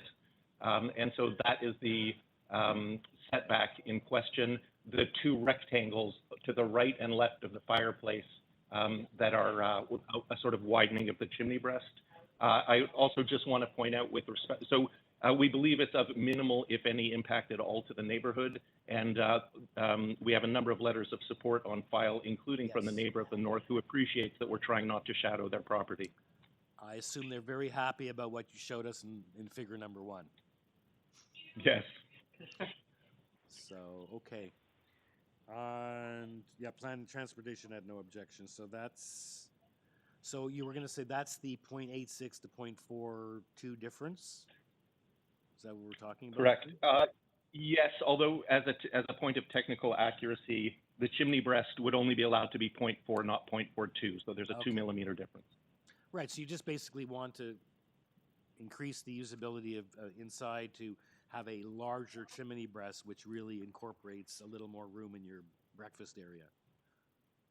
Yes, and assists with the visual neatness of the composition on the exterior as well. And that was a compromise from otherwise building that as of right red box, which you could otherwise do to maintain the bungalow. Correct. Feel. Okay. I understand. So does everyone understand? Any questions for the agent? Luckily, we don't have anyone here with concerns, so I guess you've addressed the neighborhood. You have 5 letters of support. You're sure. Mr. Taylor has a question for you. And we have urban forestry too. Yes, it seems to me that any adjustment in proposed building length or side yards affects the permitted lot coverage. So I haven't heard anything about an amendment to variance 1, which had a lot coverage of 37.59 based on the original variance requests.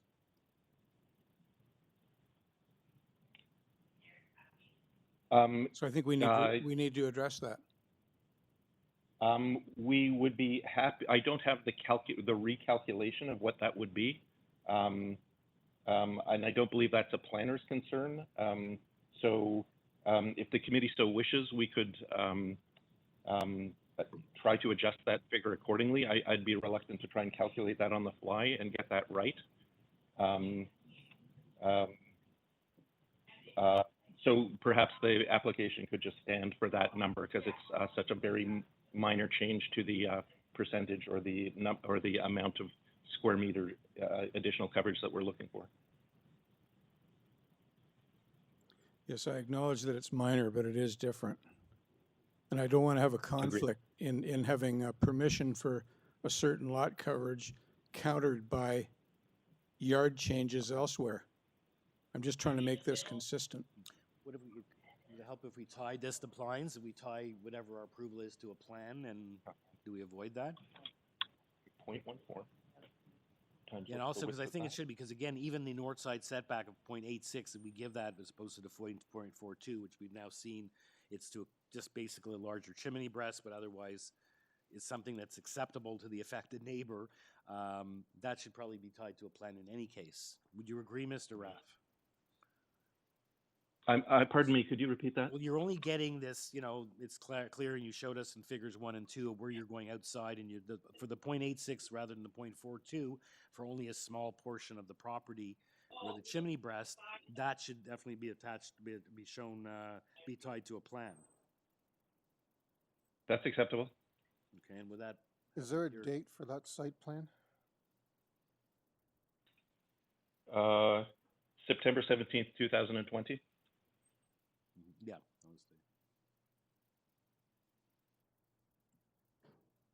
And the same for the elevation? Yes, all of the drawings have the same date.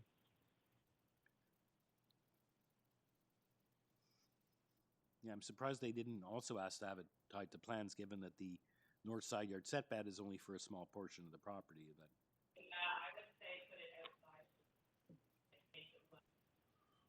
Okay. Can we get? Do we have a recap of what's been? Yeah, we don't even have there's no FSI variance or anything. The recap on the amended. Yeah, he just read them in, so Secretary Treasurer's aware of that. You read in the changes, correct, sir?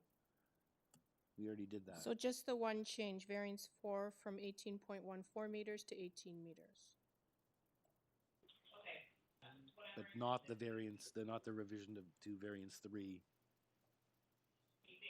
And the fact that variance 2 only applies to the mudroom will obviously be, we attach it to those, built in substantially in accordance with the site plan.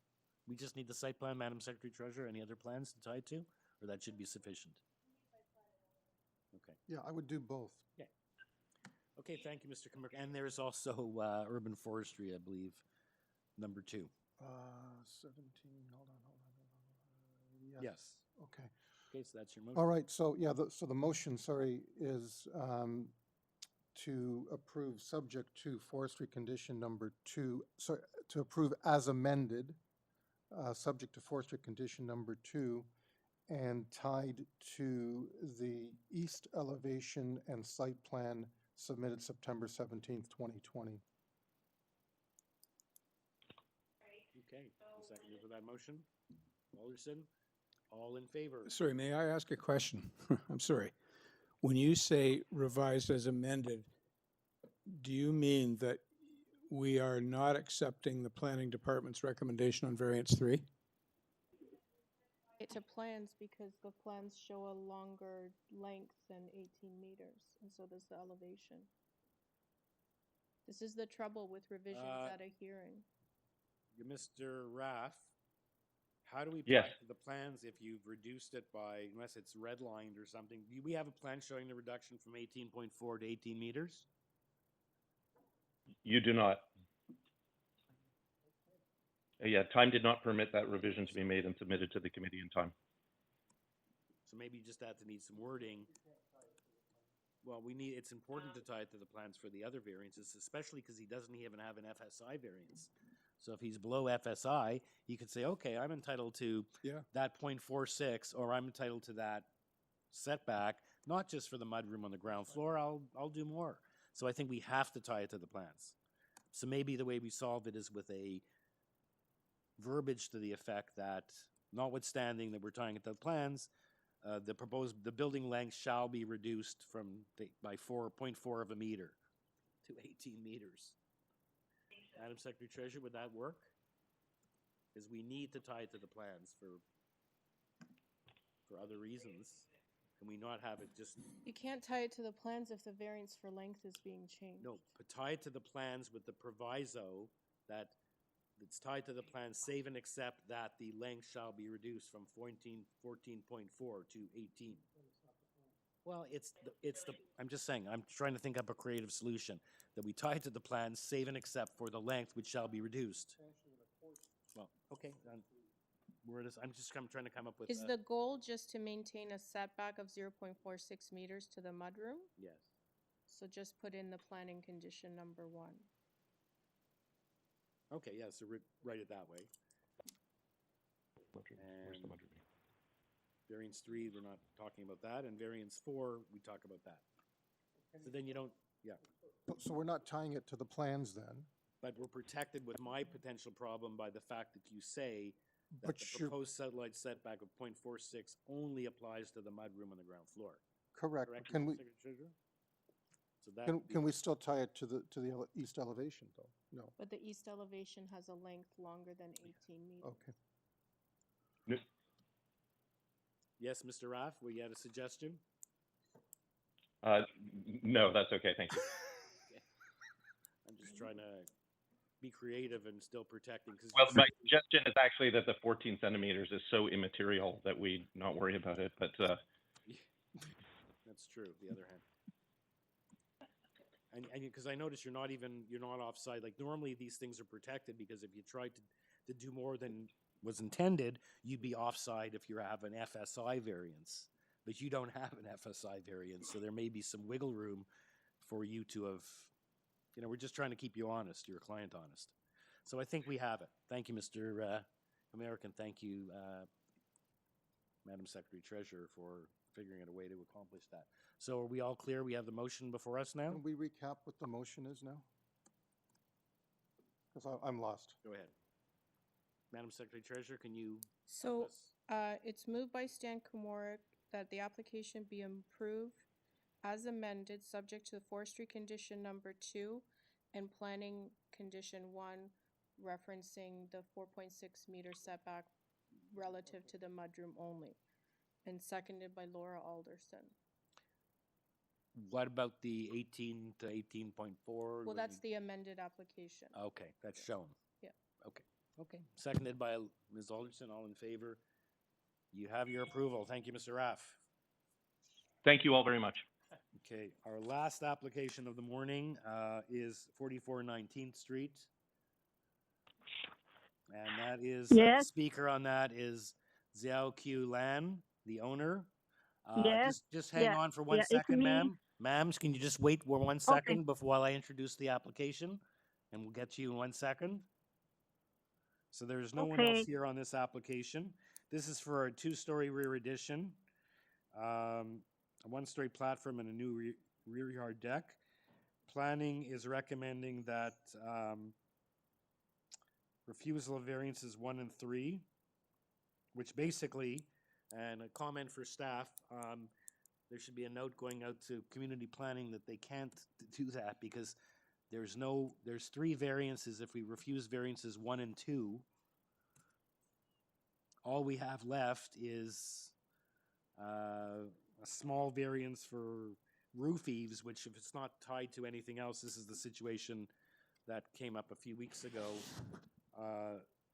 where if in the planning should be recommending refusal in this situation like this of the entire application, because to just bring an application for roof eaves is, to me, according to my notes here, nonsensical. So we have opposition as well, and the agent is listening from 340 Kipling, which says this is being used for B&B, and so that there's no need to have whatever problem there is for the neighborhood, this would make it worse. And this matter was deferred from the November 5th, 2020 hearing. So we have the owner, Ms. Lan.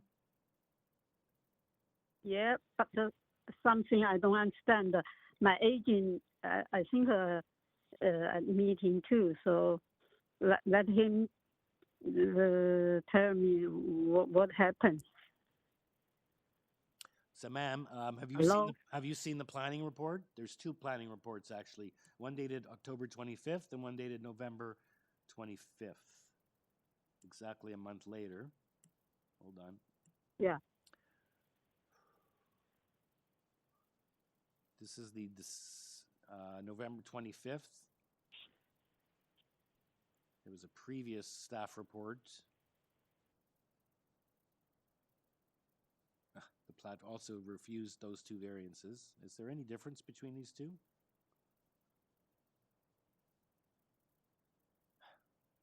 Madam Secretary Treasurer, I'm just having a little trouble here. I'm scrolling between the two. So the first one says to refuse variances 1 and 3, and the second one says refuse variances 1 and 3. Yes. So the old one, I think this is where the committee was confused because the report called it variance 2, but it should have been variance number 3. Oh, that's why it was deferred. Part of it. Okay, so that's why it's basically the same report, but you're right, because this was deferred from November. So the October referred to the November 5th hearing, and the current refusal report, which I would take as a refusal of the entire application, is dated November 25th. So that's why it is. Okay, so let's, Madam, have you read the planning report recommending that the application be refused? So, pardon, can you say again? Have you read the planning report? Have you read the report from planning where they say we should refuse the application? Well, they said 2 of the 3 variances. Have you seen that? Have you checked on the data centered and read that report? And you had a similar report before. Sorry, I don't understand. My agent. Yeah, I know. You don't have someone to help you. I know, ma'am, if you choose to come to Committee of Adjustment and you require assistance, you should have a translator with you next time, okay? Because it's important that we understand you and that you understand us. So if you have problems with communication, you really should have a translator with you or a friend who can help translate for you. But basically, we're saying that community planning is recommending refusal of this application. And a neighbor has written in saying that the property is being used as a B&B, not an Airbnb. I don't know if there's any distinction. It's not, is it a bed and breakfast or an Airbnb? They're saying a bed and breakfast, but perhaps it's an Airbnb. Oh. You're not serving breakfast to people and having people. You're basically renting it out short term to people. In any event, if you read the report, the planning department says we should not approve the floor space index or the rear platform. Okay, I have to explain because that house is too old. So my daughter is developmental disability. She don't want to live there.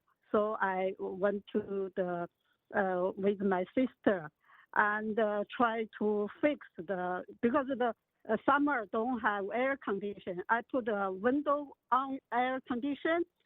She doesn't want to hear that noise. So we can live there. So I live with my sister and try to get money and fix, the renovation and fix. That's the reason. Because there's been a long time to processing and collect money. So that's why. So I can't let it empty. So yeah, let some people live there Airbnb. Yeah, they have one time have some problem, only that time, and later everything okay. Oh, okay. But ma'am, what they're saying, if you read the report, and they said they discussed it with you, that the floor space index that you're asking of 0.57, and they're saying because it's a corner lot, the proposal will result in a massing which is not in keeping with the existing physical character of the area. And they also say that the 12.8 square foot platform is a problem because of overlook and privacy issues, and that the house would not accommodate multiple dwelling units.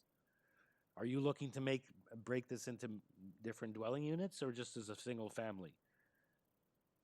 It also says that they told you about this, they raised their concerns, and that you chose not to revise the 0.57 FSI or the area of the second floor balcony. So they're asking us to refuse the two variances, and in my case, I'm saying that in that case, it should probably all be refused, and you have to come back with a new application.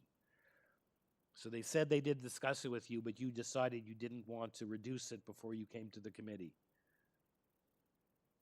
Is that true? I don't know. I don't understand.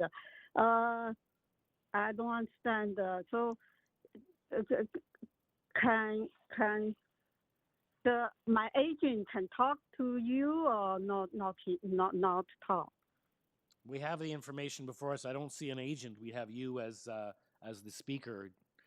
If you chose to speak to us and not have your agent, if you have an agent that put this together for you. Sure. But in any event, the community planning is saying it's too big, it's not appropriate, it's not in keeping, and that as well as the second floor balcony is also too big. But you decided not to make it any smaller before today, to come back with something smaller and more acceptable to planning. So let's see if committee members have any questions for you, or if not, if they're ready to make a motion on this application.